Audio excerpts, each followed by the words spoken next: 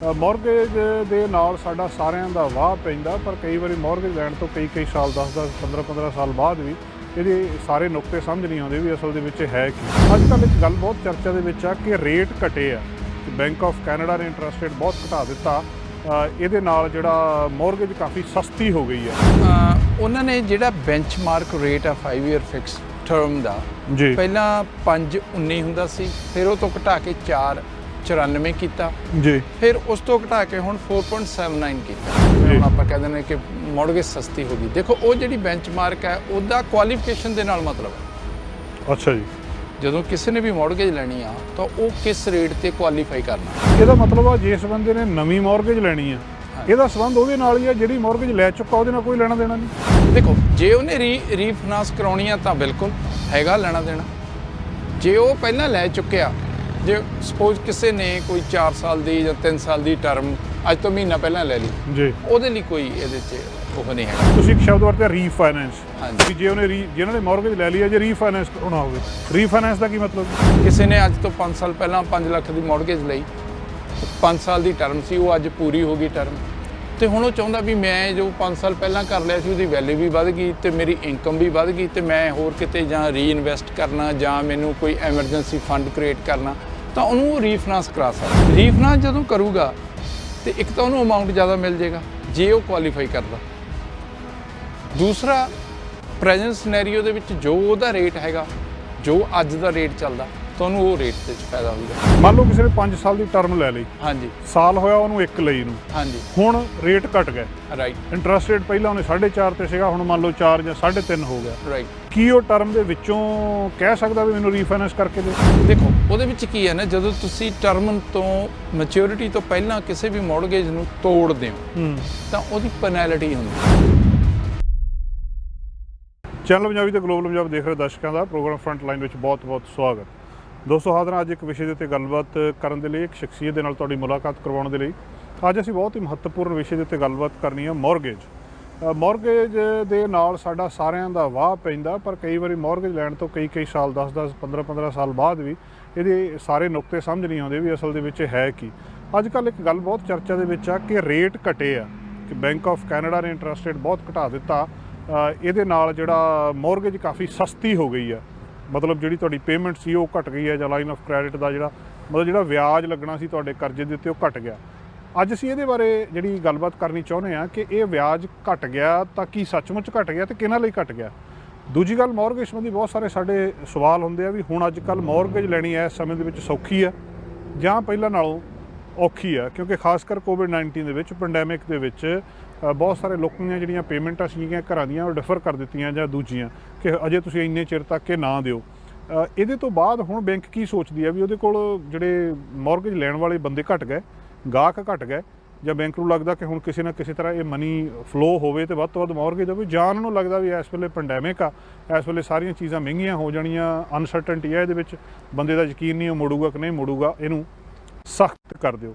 ਇਹਦੇ ਬਾਰੇ। ਤੇ ਦੂਜੀ ਗੱਲ ਦੋਸਤੋ, ਇੱਕ ਟਰਮ ਬਹੁਤ ਵਾਰੀ ਯੂਜ਼ ਹੋ ਰਹੀ ਅੱਜ ਕੱਲ੍ਹ, ਰੀਫਾਈਨੈਂਸ, ਕਿ ਜਿਸ ਬੰਦੇ ਨੇ ਮੌਰਗੇਜ ਲਈ ਆ ਉਹ ਮੌਰਗੇਜ ਮੰਨ ਲਓ 25 ਸਾਲ ਦੀ ਜਾਂ 30 ਸਾਲ ਦੀ ਹੈਗੀ ਆ, ਉਹਦੀ ਜਿਹੜੀ ਫਿਕਸ ਟਰਮ ਆ 5 ਸਾਲ ਦੀ, ਉਹਦੇ ਤੋਂ ਪਹਿਲਾਂ ਹੀ ਲੱਗਦਾ ਕਿ ਜੇ ਤੁਸੀਂ 4% ਤੇ ਲਈ ਸੀ, ਮੰਨ ਲਓ ਕਿ ਹੁਣ ਜੀ 2.5% ਹੋ ਗਿਆ ਜਾਂ 3% ਹੋ ਗਿਆ ਜਾਂ 1% ਘਟ ਗਿਆ, ਉਹਦੇ ਨਾਲ ਕਹਿੰਦੇ ਪੇਮੈਂਟ ਦੇ ਵਿੱਚ ਫ਼ਰਕ ਪੈ ਜਾਂਦਾ। ਇਹ ਕਿੱਦਾਂ ਫ਼ਰਕ ਪੈਂਦਾ? ਰੀਫਾਈਨੈਂਸ ਕੀ ਆ, ਕੌਣ ਰੀਫਾਈਨੈਂਸ ਕਰਵਾ ਸਕਦਾ, ਕਿੰਨੇ ਚਿਰ ਬਾਅਦ ਰੀਫਾਈਨੈਂਸ ਕਰਵਾ ਸਕਦਾ? ਮੰਨ ਲਓ ਤੁਸੀਂ 6 ਮਹੀਨੇ ਪਹਿਲਾਂ ਮੌਰਗੇਜ ਲਈ ਸੀ, ਉਹਦੇ ਬਾਅਦ ਰੇਟ ਘਟ ਗਿਆ, ਹੁਣ ਕਹਿੰਦੇ bank of Canada the rate ਜਿਹੜਾ ਘਟ ਗਿਆ, ਕੀ ਤੁਸੀਂ ਉਹ 4 ਮਹੀਨੇ ਦੇ ਬਾਅਦ ਕਰਵਾ ਸਕਦੇ ਆ? ਕਿੰਨਾ ਚਿਰ? ਜੇ ਟਰਮ ਦੇ ਵਿੱਚੋਂ ਕਰਵਾਉਂਦੇ ਆ ਤਾਂ ਕੀ ਹੋ ਸਕਦਾ? ਦੂਜੀ ਗੱਲ, ਮੌਰਗੇਜ ਦੇ ਉੱਤੇ ਕਿਹੜੇ ਫੈਕਟਰ ਅਸਰ ਪਾਉਂਦੇ ਆ? ਤੁਹਾਡਾ ਕ੍ਰੈਡਿਟ ਸਕੋਰ ਅਸਰ ਪਾਉਂਦਾ, ਇਹਦੇ ਨਾਲ ਮੌਰਗੇਜ ਜਿਹੜੀ ਆ ਮਿਲਣੀ ਸੌਖੀ ਹੋ ਜਾਂਦੀ, ਜਾਂ ਤੁਹਾਨੂੰ ਇੰਟਰਸਟ ਰੇਟ ਜ਼ਿਆਦਾ ਮਿਲਦਾ, ਵਿਆਜ ਜ਼ਿਆਦਾ ਲੱਗਦਾ? ਕਿਹੜੇ ਫੈਕਟਰ ਆ? ਇਹਦੇ ਬਾਰੇ ਅੱਜ ਗੱਲਬਾਤ ਕਰਨੀ ਹੈ। ਖਾਲਸਾ ਕ੍ਰੈਡਿਟ ਯੂਨੀਅਨ ਤੋਂ ਉਸ ਦਾ ਕੁਲਦੀਪ ਸਿੰਘ ਸਿੱਧੂ ਖਾਸ ਤੌਰ ਤੇ ਸਾਡੇ ਨਾਲ ਨੇ, ਉਹਨਾਂ ਨੂੰ ਅਸੀਂ ਸੱਦਾ ਦਿੱਤਾ, ਉਹਨਾਂ ਤੋਂ ਅਸੀਂ ਇਹਨਾਂ ਸਾਰੇ ਸਵਾਲਾਂ ਦੇ ਜਵਾਬ ਲੈਣ ਦੀ ਕੋਸ਼ਿਸ਼ ਕਰਦੇ ਹਾਂ। ਫੇਸਬੁੱਕ ਤੇ ਅਸੀਂ ਲਾਈਵ ਆ, ਤੁਹਾਡਾ ਕੋਈ ਸਵਾਲ ਹੋਵੇ ਤੁਸੀਂ ਵੀ ਥੱਲੇ ਕਮੈਂਟ ਦੇ ਵਿੱਚ ਪੁੱਛ ਸਕਦੇ ਹੋ। ਅਸੀਂ ਕੋਸ਼ਿਸ਼ ਕਰਦੇ ਹਾਂ ਕਿ ਨਾਲ ਸਰਦਾਰ ਸਿੱਧੂ ਕੋਲੋਂ ਇਹ ਗੱਲਬਾਤ ਪੁੱਛ ਸਕੀਏ। ਸਿੱਧੂ ਸਾਹਿਬ, ਬਹੁਤ ਬਹੁਤ ਸਵਾਗਤ ਹੈ ਜੀ, ਜੀ ਆਇਆਂ ਨੂੰ। ਥੈਂਕ ਯੂ ਜੀ, ਥੈਂਕ ਯੂ ਜਸਕਰਨ ਜੀ, ਚੈਨਲ ਪੰਜਾਬੀ ਦੀ ਸਾਰੀ ਟੀਮ ਨੂੰ ਸਤਿ ਸ਼੍ਰੀ ਅਕਾਲ। ਹਾਂਜੀ ਸਿੱਧੂ ਸਾਹਿਬ, ਇਸ ਵੇਲੇ ਕਹਿੰਦੇ ਮੌਰਗੇਜ ਸਸਤੀ ਹੋਈ ਹੈ, ਬੈਂਕ ਆਫ ਕੈਨੇਡਾ ਨੇ ਜਿਹੜੇ ਇੰਟਰਸਟ ਰੇਟ ਘਟਾਏ, ਇਹਦਾ ਕੀ ਮਤਲਬ ਆ? ਕਿ ਮੌਰਗੇਜ ਸਸਤੀ ਹੈ? ਜਿਹੜੀ last week Bank of Canada ਨੇ ਆਪਣੇ ਡਿਸੀਜਨ ਦਿੱਤਾ ਹੈਗਾ, ਉਹ ਦਿੱਤਾ ਹੈਗਾ ਜਿਹੜਾ ਸਾਡਾ ਬੈਂਚਮਾਰਕ ਹੁੰਦਾ। ਜਿਵੇਂ ਹੁਣ ਆਪਾਂ ਪਹਿਲਾਂ ਪਿੱਛੇ ਟਾਕ ਸ਼ੋ ਕੀਤਾ ਸੀਗਾ ਰਿਗਾਰਡਿੰਗ ਸਟ੍ਰੈਸ ਟੈਸਟ। ਜੀ। ਸੋ ਉਹਨਾਂ ਨੇ ਜਿਹੜਾ ਬੈਂਚਮਾਰਕ ਰੇਟ ਆ 5 ਈਅਰ ਫਿਕਸ ਟਰਮ ਦਾ, ਜੀ। ਪਹਿਲਾਂ 5.19 ਹੁੰਦਾ ਸੀ, ਫਿਰ ਉਹ ਤੋਂ ਘਟਾ ਕੇ 4.94 ਕੀਤਾ, ਜੀ। ਫਿਰ ਉਸ ਤੋਂ ਘਟਾ ਕੇ ਹੁਣ 4.79 ਕੀਤਾ। ਜੀ। ਹੁਣ ਉਹਦੇ ਓਵਰਆਲ ਅਸਰ ਕੀ ਹੈ? ਜਿਵੇਂ ਜੀ। ਹੁਣ ਆਪਾਂ ਕਹਿੰਦੇ ਨੇ ਕਿ ਮੌਰਗੇਜ ਸਸਤੀ ਹੋ ਗਈ। ਦੇਖੋ ਉਹ ਜਿਹੜੀ ਬੈਂਚਮਾਰਕ ਹੈ ਉਹਦਾ ਕੁਆਲੀਫਿਕੇਸ਼ਨ ਦੇ ਨਾਲ ਮਤਲਬ ਹੈ। ਅੱਛਾ ਜੀ। ਜਦੋਂ ਕਿਸੇ ਨੇ ਵੀ ਮੌਰਗੇਜ ਲੈਣੀ ਆ ਤਾਂ ਉਹ ਕਿਸ ਰੇਟ ਤੇ ਕੁਆਲੀਫਾਈ ਕਰਨਾ, ਬੈਂਕ ਨੇ ਜਦੋਂ ਉਹਨੂੰ ਮੌਰਗੇਜ ਦੇਣੀ, ਜਿਹਨੂੰ ਆਪਾਂ ਸਟ੍ਰੈਸ ਟੈਸਟ ਕਹਿ ਦਿੰਦੇ ਹਾਂ, ਠੀਕ ਹੈ। ਆਲਦੋ ਕ੍ਰੈਡਿਟ ਯੂਨੀਅਨ ਤੇ ਐਪਲੀਕੇਬਲ ਨਹੀਂ ਹੈਗਾ, but some credit union do apply, ਜਿਹੜੀਆਂ ਫੈਡਰਲ ਹੈਗੀਆਂ ਨੇ। ਸੋ ਉਹ ਰੇਟ ਹੈ ਜਿਹੜਾ ਉਹ ਘਟ ਗਿਆ, ਉਹਨਾਂ ਨੇ ਘਟਾਇਆ 4.94 ਸੀਗਾ, ਉਹਦੇ ਤੋਂ ਘਟਾ ਕੇ 4.79 ਕੀਤਾ। ਮਤਲਬ ਇਹਦਾ ਇਹ ਹੋਇਆ ਕਿ ਹੁਣ ਜਦੋਂ ਕਿਸੇ ਨੇ ਵੀ ਨਵੀਂ ਮੌਰਗੇਜ ਲੈਣੀ ਆ ਤਾਂ ਜਦੋਂ ਉਹਦੇ ਲਈ ਜਿਹੜਾ ਕੁਆਲੀਫਾਈਂਗ ਰੇਟ ਹੈਗਾ ਉਹ 4.79 ਤੇ ਉਹਦੀਆਂ ਕਿਸ਼ਤਾਂ ਬਣਾ ਕੇ ਉਹਦੀ ਇਨਕਮ ਨੂੰ GDS TDS ਦੇ ਨਾਲ ਮੈਚ ਕਰਕੇ ਉਹਨੂੰ ਕੁਆਲੀਫਾਈ ਕਰਨਾ। ਆਹ ਸਿਨੈਰੀਓ ਹੈ ਜਿਹੜਾ last week Bank of Canada ਨੇ ਡਿਸੀਜਨ ਲਿਆ ਹੈ। ਇਹਦਾ ਮਤਲਬ ਆ ਜਿਸ ਬੰਦੇ ਨੇ ਨਵੀਂ ਮੌਰਗੇਜ ਲੈਣੀ ਆ, ਇਹਦਾ ਸੰਬੰਧ ਉਹਦੇ ਨਾਲ ਹੀ ਆ ਜਿਹੜੀ ਮੌਰਗੇਜ ਲੈ ਚੁੱਕਾ, ਉਹਦੇ ਨਾਲ ਕੋਈ ਲੈਣਾ ਦੇਣਾ ਨਹੀਂ। ਦੇਖੋ ਜੇ ਉਹਨੇ ਰੀਫਾਈਨਾਂਸ ਕਰਾਉਣੀ ਆ ਤਾਂ ਬਿਲਕੁਲ ਹੈਗਾ ਲੈਣਾ ਦੇਣਾ। ਜੇ ਉਹ ਪਹਿਲਾਂ ਲੈ ਚੁੱਕਿਆ, ਜੇ ਸਪੋਜ਼ ਕਿਸੇ ਨੇ ਕੋਈ 4 ਸਾਲ ਦੀ ਜਾਂ 3 ਸਾਲ ਦੀ ਟਰਮ ਅੱਜ ਤੋਂ ਮਹੀਨਾ ਪਹਿਲਾਂ ਲੈ ਲਈ, ਜੀ, ਉਹਦੇ ਲਈ ਕੋਈ ਇਹਦੇ 'ਚ ਉਹ ਨਹੀਂ ਹੈਗਾ। ਹੁਣ ਡਿਪੈਂਡ ਕਰਦਾ ਜੇ ਉਹਨੇ ਫਿਕਸ ਟਰਮ ਲਈ ਆ, ਕਲੋਜ਼ਡ ਮੌਰਗੇਜ, ਫਿਕਸਡ ਮੌਰਗੇਜ ਲਈ ਆ, 3 ਸਾਲ ਦੀ ਲਈ ਆ, 3 ਸਾਲ ਉਹਦਾ ਸੇਮ ਰੇਟ ਰਹੂਗਾ ਜੋ ਉਹਨੂੰ ਦਿੱਤਾ ਤੁਸੀਂ ਐਟ ਦੈਟ ਟਾਈਮ। ਹਾਂਜੀ, ਤੁਸੀਂ ਇੱਕ ਸ਼ਬਦ ਵਰਤਿਆ ਰੀਫਾਈਨੈਂਸ। ਹਾਂਜੀ। ਵੀ ਜੇ ਉਹਨੇ ਜਿਹਨਾਂ ਨੇ ਮੌਰਗੇਜ ਲੈ ਲਈ ਆ, ਜੇ ਰੀਫਾਈਨੈਂਸ ਕਰਾਉਣਾ ਹੋਵੇ, ਰੀਫਾਈਨੈਂਸ ਦਾ ਕੀ ਮਤਲਬ ਜੀ? ਰੀਫਾਈਨਾਂਸ ਦਾ ਮਤਲਬ ਇਹ ਹੁੰਦਾ ਜੀ, ਸਪੋਜ਼ ਮੈਂ ਕੋਈ 5 ਸਾਲ ਪਹਿਲਾਂ ਮੌਰਗੇਜ ਲਈ, ਕਿਸੇ ਵੀ ਪਰਸਨ ਨੇ 5 ਸਾਲ ਦੀ ਉਹਦੀ ਟਰਮ ਪੂਰੀ ਹੋ ਗਈ, ਹੁਣ ਉਹ ਚਾਹੁੰਦਾ ਹੈ ਕਿ ਮੇਰੀ ਪ੍ਰਾਪਰਟੀ ਦੀ ਵੈਲਿਊ ਵੱਧ ਗਈ, ਮੇਰੀ ਇਨਕਮ ਵੀ ਵੱਧ ਗਈ, ਮੈਨੂੰ ਮੇਰੀ ਮੌਰਗੇਜ ਮੈਨੂੰ ਰੀਫਾਈਨਾਂਸ ਕਰ ਦਿਓ, ਮੈਨੂੰ ਹੋਰ ਪੈਸਾ ਦੇ ਦਿਓ। ਅੱਛਾ ਜੀ। ਠੀਕ ਹੈ।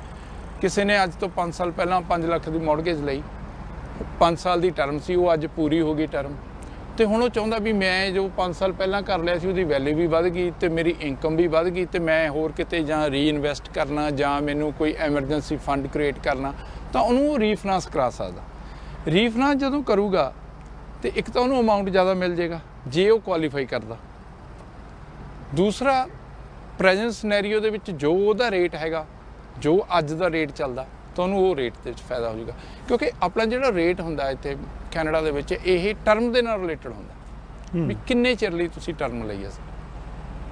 ਜਿਹੜੀ ਹੁਣ ਮੰਨ ਲਓ ਕਿਸੇ ਨੇ ਪੈਸਾ ਨਹੀਂ ਲੈਣਾ, 5 ਸਾਲ ਦੀ ਉਹਦੀ ਫਿਕਸ ਸੀਗੀ, 30 ਸਾਲ ਦੀ ਉਹਦੀ ਐਮੋਰਟਾਈਜੇਸ਼ਨ, 5 ਸਾਲ ਉਹਦੀ ਫਿਕਸ ਸੀਗੀ। ਹਾਂਜੀ। ਹੁਣ ਉਹਦੇ 5 ਸਾਲ ਹੋ ਗਏ ਪੂਰੇ, ਪੈਸੇ ਉਹਨੂੰ ਕੋਈ ਨਹੀਂ ਚਾਹੀਦੇ, ਉਹਦਾ ਬਿਜ਼ਨਸ ਠੀਕ ਹੈ। ਠੀਕ ਹੈ ਜੀ। ਫਿਰ ਉਹ 5 ਸਾਲ ਬਾਅਦ ਪਹਿਲੇ ਰੇਟ ਦੇ ਉੱਤੇ ਹੀ ਦੁਬਾਰਾ 5 ਸਾਲ ਲਈ ਹੋ ਜਾਊਗੀ, ਜਾਂ ਉਹ ਜਿਹੜਾ ਅੱਜ ਦਾ ਰੇਟ ਆ ਉਹਦੇ ਉੱਤੇ ਹੋਊਗੀ? ਉਹ ਅੱਜ ਦਾ ਰੇਟ ਜੋ ਵੀ ਕਿਸੇ ਦੀ ਮੌਰਗੇਜ ਜੋ ਵੀ ਡਿਊ ਹੋਈ ਹੈ, ਤਾਂ ਉਹ ਆਪਣੀ ਬੈਂਕ ਦੇ ਐਡਵਾਈਜ਼ਰਸ ਦੇ ਨਾਲ ਗੱਲ ਕਰਕੇ ਨੈਗੋਸ਼ੀਏਟ ਕਰੇ। ਹੁਣ ਅੱਗੇ ਉਹਨੇ ਟਰਮ ਕਿਹੜੀ ਲੈਣੀ ਆ? ਸਪੋਜ਼ ਮੈਂ 5 ਸਾਲ ਪਹਿਲਾਂ ਕਲੋਜ਼ ਟਰਮ ਲਈ ਸੀ, ਹੁਣ ਮੈਂ ਵੇਰੀਏਬਲ ਵੀ ਲੈ ਸਕਦਾ, ਮੈਂ ਓਪਨ ਵੀ ਲੈ ਸਕਦਾ, ਉਹ ਮੇਰੀ ਆਪਸ਼ਨਸ ਨੇ। ਹੁਣ ਮੈਨੂੰ ਉਸ ਟਰਮ ਦੇ ਉੱਤੇ ਮੈਂ ਜਿਹੜੀ ਟਰਮ ਲੈਣੀ ਹੈ ਮੈਨੂੰ ਕੀ ਰੇਟ ਮਿਲਦਾ, ਸੋ ਮੈਂ ਉਸ ਹਿਸਾਬ ਨਾਲ ਉਹਨਾਂ ਨੈਗੋਸ਼ੀਏਟ ਕਰ ਲਾਂਗਾ। ਮੰਨ ਲਓ ਕਿਸੇ ਨੇ 5 ਸਾਲ ਦੀ ਟਰਮ ਲੈ ਲਈ, ਹਾਂਜੀ, ਸਾਲ ਹੋਇਆ ਉਹਨੂੰ ਇੱਕ ਲਈ ਨੂੰ, ਹਾਂਜੀ, ਹੁਣ ਰੇਟ ਘਟ ਗਏ, ਰਾਈਟ, ਇੰਟਰਸਟ ਰੇਟ ਪਹਿਲਾਂ ਉਹਨੇ 4.5 ਤੇ ਸੀਗਾ, ਹੁਣ ਮੰਨ ਲਓ 4 ਜਾਂ 3.5 ਹੋ ਗਿਆ, ਰਾਈਟ। ਕੀ ਉਹ ਟਰਮ ਦੇ ਵਿੱਚੋਂ ਕਹਿ ਸਕਦਾ ਵੀ ਮੈਨੂੰ ਰੀਫਾਈਨੈਂਸ ਕਰਕੇ ਦਿਓ? ਦੇਖੋ ਉਹਦੇ ਵਿੱਚ ਕੀ ਹੈ ਨਾ, ਜਦੋਂ ਤੁਸੀਂ ਟਰਮ ਤੋਂ ਮੈਚਿਓਰਿਟੀ ਤੋਂ ਪਹਿਲਾਂ ਕਿਸੇ ਵੀ ਮੌਰਗੇਜ ਨੂੰ ਤੋੜਦੇ ਹੋ ਤਾਂ ਉਹਦੀ ਪੈਨੈਲਿਟੀ ਹੁੰਦੀ ਹੈ। ਉਹ ਕਿੰਨੀ ਕੁ ਹੁੰਦੀ ਜੀ? ਉਹ ਡਿਪੈਂਡ ਕਰਦਾ ਜੀ, ਉਹ ਇੰਟਰਸਟ ਡਿਫਰੈਂਸ਼ੀਅਲ ਵੀ ਹੁੰਦੀ ਆ, 3 ਮੰਥ ਇੰਟਰਸਟ ਪੇਮੈਂਟ ਵੀ ਹੁੰਦੀ ਹੈ, ਡਿਪੈਂਡ ਕਰਦਾ ਬੈਂਕਸ ਕਿਹਨੂੰ ਫੋਲੋ ਕਰਦੇ ਨੇ। ਹਰ ਇੱਕ ਬੈਂਕ ਦੀ ਆਪੋ ਆਪਣੀ ਪਾਲਿਸੀ ਹੈਗੀ ਹੈ। ਸੋ ਇਫ ਆਈ ਐਮ ਵਿਲਿੰਗ, ਜੇ ਮੈਂ ਦੇਖਿਆ ਵੀ ਮੈਨੂੰ ਪਹਿਲਾਂ ਸਪੋਜ਼ 4% ਤੇ ਮੌਰਗੇਜ ਆ, ਐਗਜ਼ਾਮਪਲ ਲੈਨੇ ਆ, ਅੱਜ ਰੇਟ ਸਪੋਜ਼ 2.10 ਹੈ ਸਪੋਜ਼, ਅਗਰ ਮੈਂ ਕੈਲਕੂਲੇਟ ਕਰ ਲਾਂਗਾ ਕਿ ਮੈਂ ਅੱਗੇ 5 ਸਾਲ ਲਈ ਕਰਨਾ, ਜਿਹੜਾ ਮੈਂ 5 ਸਾਲ 'ਚ 4% ਤੇ ਇੰਟਰਸਟ ਪੇ ਕਰਨਾ ਸੀ, ਮਾਈਨਸ ਜਿਹੜਾ ਮੈਂ 210 ਤੇ ਪੇ ਕਰਨਾ, ਮੈਨੂੰ ਇੰਨੀ ਪੈਨਲਟੀ ਲੱਗਦੀ ਹੈ। ਜੇ ਮੇਰੀ penalty amount is less than that amount ਆ, ਤਾਂ why not I am ਗੋਨਾ pay the penalty and reduce my interest rate. ਅੰਦਾਜ਼ਾ ਕਿੰਨੇ ਕੁ ਫਰਕ ਵਾਲੇ ਨੂੰ ਰੀਫਾਈਨੈਂਸ ਬਾਰੇ ਸੋਚਣਾ ਚਾਹੀਦਾ? ਵੀ 1 ਪੁਆਇੰਟ ਦਾ ਫਰਕ ਹੋਵੇ, ਅੱਧੇ ਦਾ? ਮਤਲਬ ਕਈ ਵਾਰੀ ਰੇਟ ਹੁੰਦਾ 4, ਫਿਰ ਹੋ ਜਾਂਦਾ 3.75, 3.4। ਉਹਦਾ ਕੋਈ ਫਾਇਦਾ ਨਹੀਂ। ਇਹ ਕਿੱਥੇ ਕੁ ਵਾਲੇ ਨੂੰ ਦੇਖੋ, ਸੋਚਣਾ ਚਾਹੀਦਾ? ਇਹ ਡਿਪੈਂਡ, ਇਹਦੇ ਕਈ ਫੈਕਟਰ ਹੁੰਦੇ ਨੇ ਜੀ। ਡਿਪੈਂਡ ਕਰਦਾ ਕਿ ਤੁਸੀਂ, ਤੁਹਾਡੀ ਮੌਰਗੇਜ ਅਮਾਊਂਟ ਹੈ ਕਿੰਨੀ। ਓਕੇ, ਜੇ ਮੇਰੀ ਮੌਰਗੇਜ ਲੱਖ ਦੀ ਹੈ ਤਾਂ ਕਿੰਨਾ ਫਰਕ ਪਊਗਾ। ਜੇ ਮੇਰੀ ਮੌਰਗੇਜ ਮਿਲੀਅਨ ਦੀ ਹੈ ਤੇ of course then small penny make the difference. ਤਾਂ ਸਮਾਲ ਜਿਹੜਾ ਡਿਫਰੈਂਸ ਹੈਗਾ of the rate of interest, ਤੇ ਉਹ ਵੀ ਉਹਦੇ ਤੇ ਅਸਰ ਕਰੇਗਾ। ਸੋ ਇਹ ਜੋ ਵੀ ਕਸਟਮਰ ਹੈਗਾ ਉਹਨੇ ਜੱਜ ਕਰਨਾ। ਇਹ ਸਾਰੇ ਫੈਕਟਰ ਦੇਖਣੇ ਇਹਨਾਂ ਨੇ। ਕੀ ਮੈਂ ਮੌਰਗੇਜ ਦੀ ਪੇਮੈਂਟ ਜੋ ਮੇਰੀ ਘਟੂਗੀ, ਮੇਰੀ ਉਹਦੀ ਅਫੋਰਡੇਬਿਲਿਟੀ ਕੀ ਹੈਗੀ ਆ। ਜੇ ਮੈਂ ਪੈਨਲਟੀ ਪੇ ਕਰਦਾ ਕਿਤੇ, ਮੈਂ ਇਹ ਤਾਂ ਨਹੀਂ ਕਿ ਮੈਂ ਉਹ ਬੱਚਤ ਮੈਂ ਘੱਟ ਦੀ ਕਰ ਲਈ, ਪੈਨਲਟੀ ਮੈਂ ਜ਼ਿਆਦਾ ਪੇ ਕਰਤੀ। ਸੋ ਸਮ ਟਾਈਮ ਉਹ ਬਲੈਂਡ ਰੇਟ ਵੀ ਕਰ ਦਿੰਦੇ ਆ ਉਹ ਬੈਂਕਸ ਦੇ ਵਿੱਚ। ਉਹਦੇ ਵਿੱਚ ਪੈਨਲਟੀ ਕਈ ਵਾਰੀ up to the banks policy ਕਿ ਉਹ ਪੈਨਲਟੀ ਨਹੀਂ ਲਾਉਂਦੇ, ਉਹਦੇ ਰੇਟ ਨੂੰ ਬਲੈਂਡ ਕਰ ਦੇਣ। ਉਹ ਬਲੈਂਡ ਦੇ ਵਿੱਚ ਉਹ ਰੇਟ ਥੋੜ੍ਹਾ ਘੱਟ ਜਾਂਦਾ। ਇਹ ਹਰ ਇੱਕ ਬੈਂਕ ਦੀ, ਹਰ ਇੱਕ ਕ੍ਰੈਡਿਟ ਯੂਨੀਅਨ ਦੀ ਆਪਣੀ ਆਪਣੀ ਪਾਲਿਸੀ। ਉੱਥੇ ਜਾ ਕੇ ਉਹ ਗੱਲ ਕਰ ਸਕਦੇ ਨੇ ਐਡਵਾਈਜ਼ਰ ਦੇ ਨਾਲ ਬੈਠ ਕੇ, ਦਿੰਦੇ ਵੇ ਲੋਕ। ਅੱਜ ਕੱਲ੍ਹ ਜਿਹੜਾ ਰੇਟ ਘਟਿਆ, ਇਹਦੇ ਲਈ ਲੋਕ ਆ ਰਹੇ ਰੀਫਾਈਨੈਂਸ ਕਰਵਾਉਣ ਦੇ ਲਈ ਵੀ ਦੁਬਾਰਾ ਸਾਨੂੰ ਫਾਈਨੈਂਸ ਕਰ ਦਿਓ, ਰੇਟ ਘਟੇ। ਕਾਫੀ ਆਉਂਦੇ ਆ ਜੀ, ਪਰ ਫਿਰ ਅੱਗੇ ਐਡਵਾਈਸ ਤੇ ਡਿਪੈਂਡ ਕਰਦਾ। ਜਦੋਂ ਤੁਸੀਂ ਪ੍ਰੋਪਰਲੀ ਬੰਦੇ ਨੂੰ ਗਾਈਡ ਕਰਦੇ ਹੋ, ਐਡਵਾਈਸ ਕਰਦੇ ਹੋ, then they will take the decision accordingly. Same ਜੋ ਮੈਂ ਪਹਿਲਾਂ ਕਿਹਾ ਕਿ ਜੇ ਪੈਨਲਟੀ ਅਮਾਊਂਟ ਜ਼ਿਆਦਾ ਹੈਗਾ ਤੇ ਮੈਨੂੰ ਇੰਟਰਸਟ ਘੱਟ ਪੈਣਾ, ਨੋ ਯੂਜ਼। ਰਾਈਟ। ਤੇ ਇਹਦਾ ਤੁਸੀਂ ਰਿਕਮੈਂਡ ਕੀ ਕਰਦੇ ਆ ਵੀ ਟਰਮ ਤੋਂ ਪਹਿਲਾਂ ਰੀਫਾਈਨੈਂਸ ਕਰਵਾਉਣਾ ਚਾਹੀਦਾ ਕਿ ਨਹੀਂ? ਤੁਸੀਂ ਆਪਣੀ ਸਿਚੁਏਸ਼ਨ ਦੇਖੋ ਵੀ ਤੁਹਾਡੀ ਸਿਚੁਏਸ਼ਨ ਕੀ ਹੈ। ਜੇ ਮੇਰੀ ਟਰਮ ਹੀ 3 ਮਹੀਨੇ ਦੀ ਰਹਿੰਦੀ ਹੈ, why should I go for it. ਜੇ ਮੇਰੀ ਟਰਮ ਹੀ ਸਾਲ ਦੀ ਰਹਿੰਦੀ ਹੈ, why should I go for it. Right. ਫਿਰ ਅਗੇਨ ਆਪਦੇ ਐਡਵਾਈਜ਼ਰ ਕੋਲ ਜਾਓ, ਬੈਂਕ ਕੋਲੇ ਜਾਓ, ਉਹ ਤੋਂ ਡਿਫਰੈਂਸ ਕਢਵਾਓ ਕਿ ਜੇ ਮੈਂ ਅੱਜ ਇਹਨੂੰ ਤੋੜ ਕੇ ਘੱਟ ਰੇਟ ਤੇ ਕਰਦਾ ਤਾਂ ਮੈਨੂੰ ਕੀ ਪੈਨਲਟੀ ਪੈਣੀ ਆ, ਤੇ ਮੈਨੂੰ ਘੱਟ ਰੇਟ ਤੇ ਕੀ ਇੰਟਰਸਟ ਦਾ ਫਾਇਦਾ ਹੋਣਾ। ਜੇ ਮੇਰਾ ਉਹ ਹਿਊਜ ਡਿਫਰੈਂਸ ਹੈਗਾ ਦੈਨ ਵਾਈ ਨਾਟ। ਅੱਛਾ, ਕਿਸੇ ਨੇ ਨਵੀਂ ਮੌਰਗੇਜ ਲੈਣੀ ਆ ਜਾਂ ਰੀਫਾਈਨੈਂਸ ਕਰਵਾਉਣਾ, ਇਹ ਰੀਫਾਈਨੈਂਸ ਕਰਵਾਉਣ ਵੇਲੇ ਫਿਰ ਸਾਰੀ ਕੁਆਲੀਫਿਕੇਸ਼ਨ ਚਾਹੀਦੀ, ਤੁਹਾਡੀ ਇਨਕਮ ਚਾਹੀਦੀ, ਸਾਰਾ ਕੁਝ ਚਾਹੀਦਾ, ਜਾਂ ਵੀ ਜਿਹਦੀ ਮੌਰਗੇਜ ਹੋਈ ਹੈ ਇੱਕ ਵਾਰੀ ਫਿਰ ਭਾਵੇਂ ਉਹਦੀ ਇਨਕਮ ਨਾ ਹੋਵੇ? ਦੇਖੋ, ਇਹਦੇ ਵਿੱਚ ਦੋ ਚੀਜ਼ਾਂ ਨੇ। ਜਦੋਂ ਆਪਾਂ ਰੀਫਾਈਨੈਂਸ ਕਰਦੇ ਹਾਂ ਤਾਂ ਆਪਾਂ ਪੈਸਾ ਜ਼ਿਆਦਾ ਦਿੰਦੇ ਹਾਂ ਉਹਨਾਂ ਨੂੰ।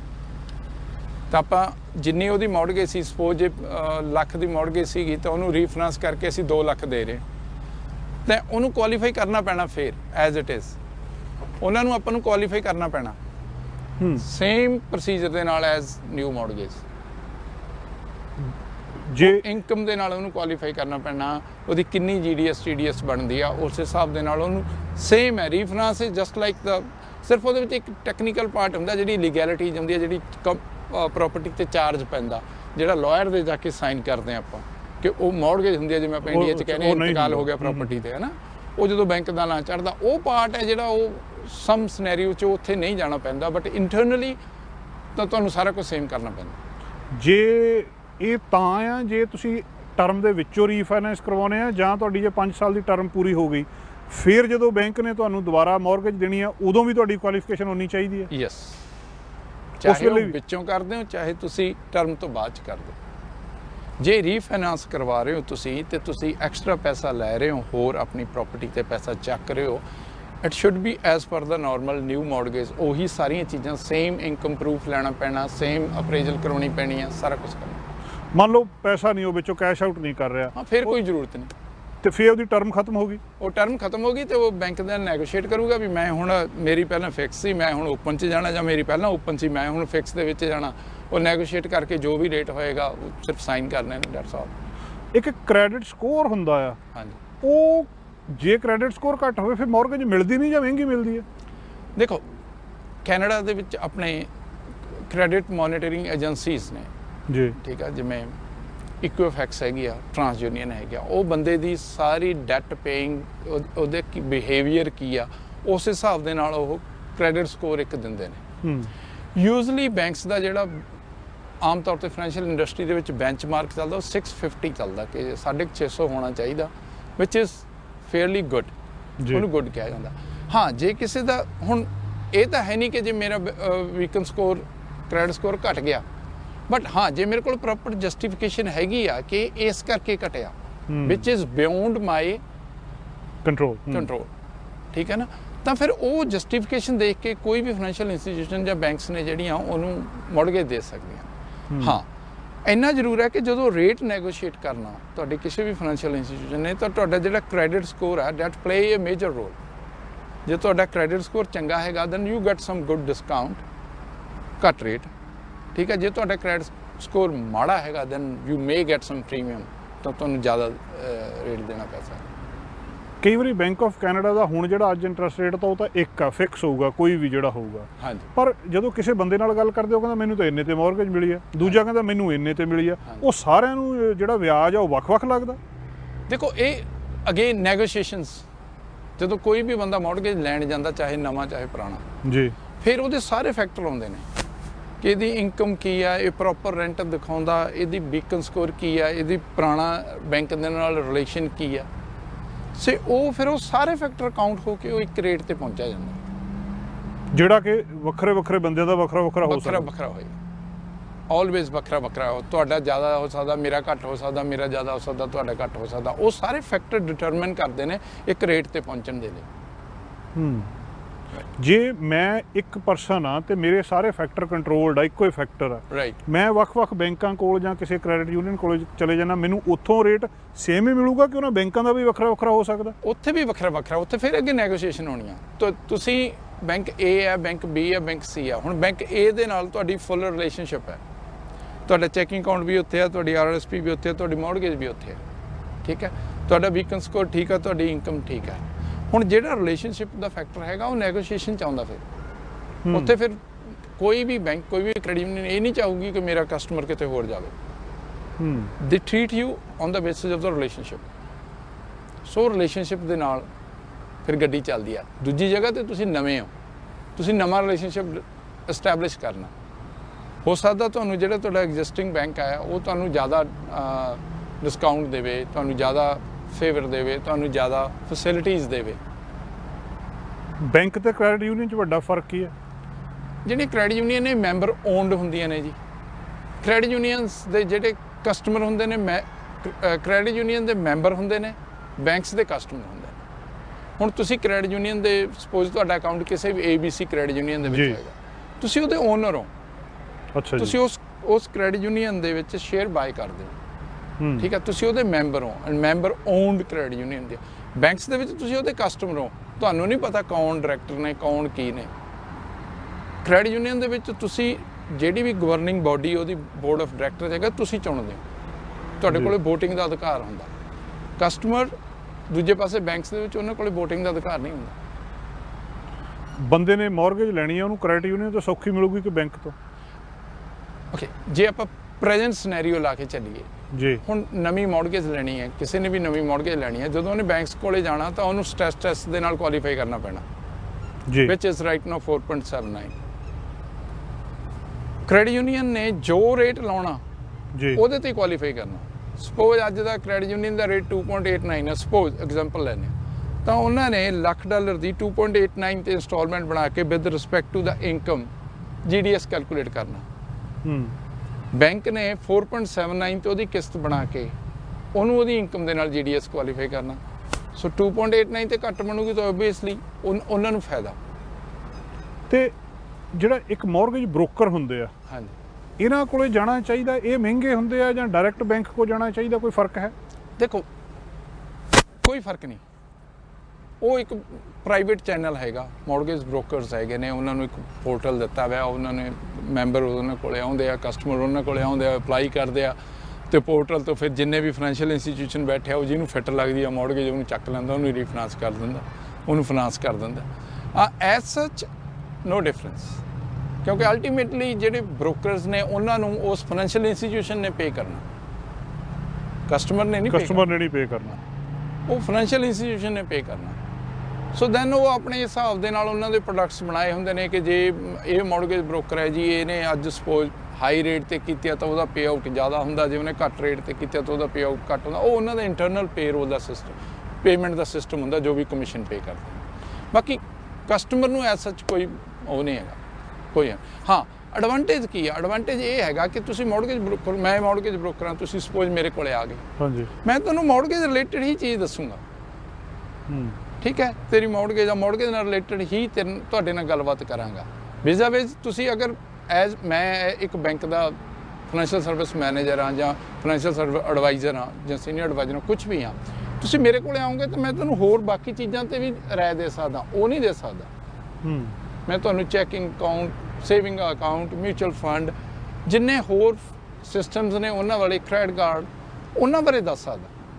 ਮੈਂ ਤੁਹਾਨੂੰ ਐਡੀਸ਼ਨ ਹੋਣੀ ਆ ਉਹਦੇ ਵਿੱਚ ਕਿ ਇਕੱਲੀ ਮੈਂ ਮੌਰਗੇਜ ਦੀ ਐਡਵਾਈਸ ਨਹੀਂ ਲਈ, ਮੈਂ ਬਾਕੀ ਫਾਈਨੈਂਸ਼ੀਅਲ ਪ੍ਰੋਡਕਟਸ ਦੀ ਵੀ ਐਡਵਾਈਸ ਲੈ ਲਈ। RRSP ਕੀ ਹੁੰਦੀ ਹੈ, TFSA ਕੀ ਹੁੰਦਾ, ਉਹ ਤੁਹਾਨੂੰ ਇੱਕ ਬੈਂਕਰ ਹੀ ਜ਼ਿਆਦਾ ਦੱਸ ਸਕਦਾ।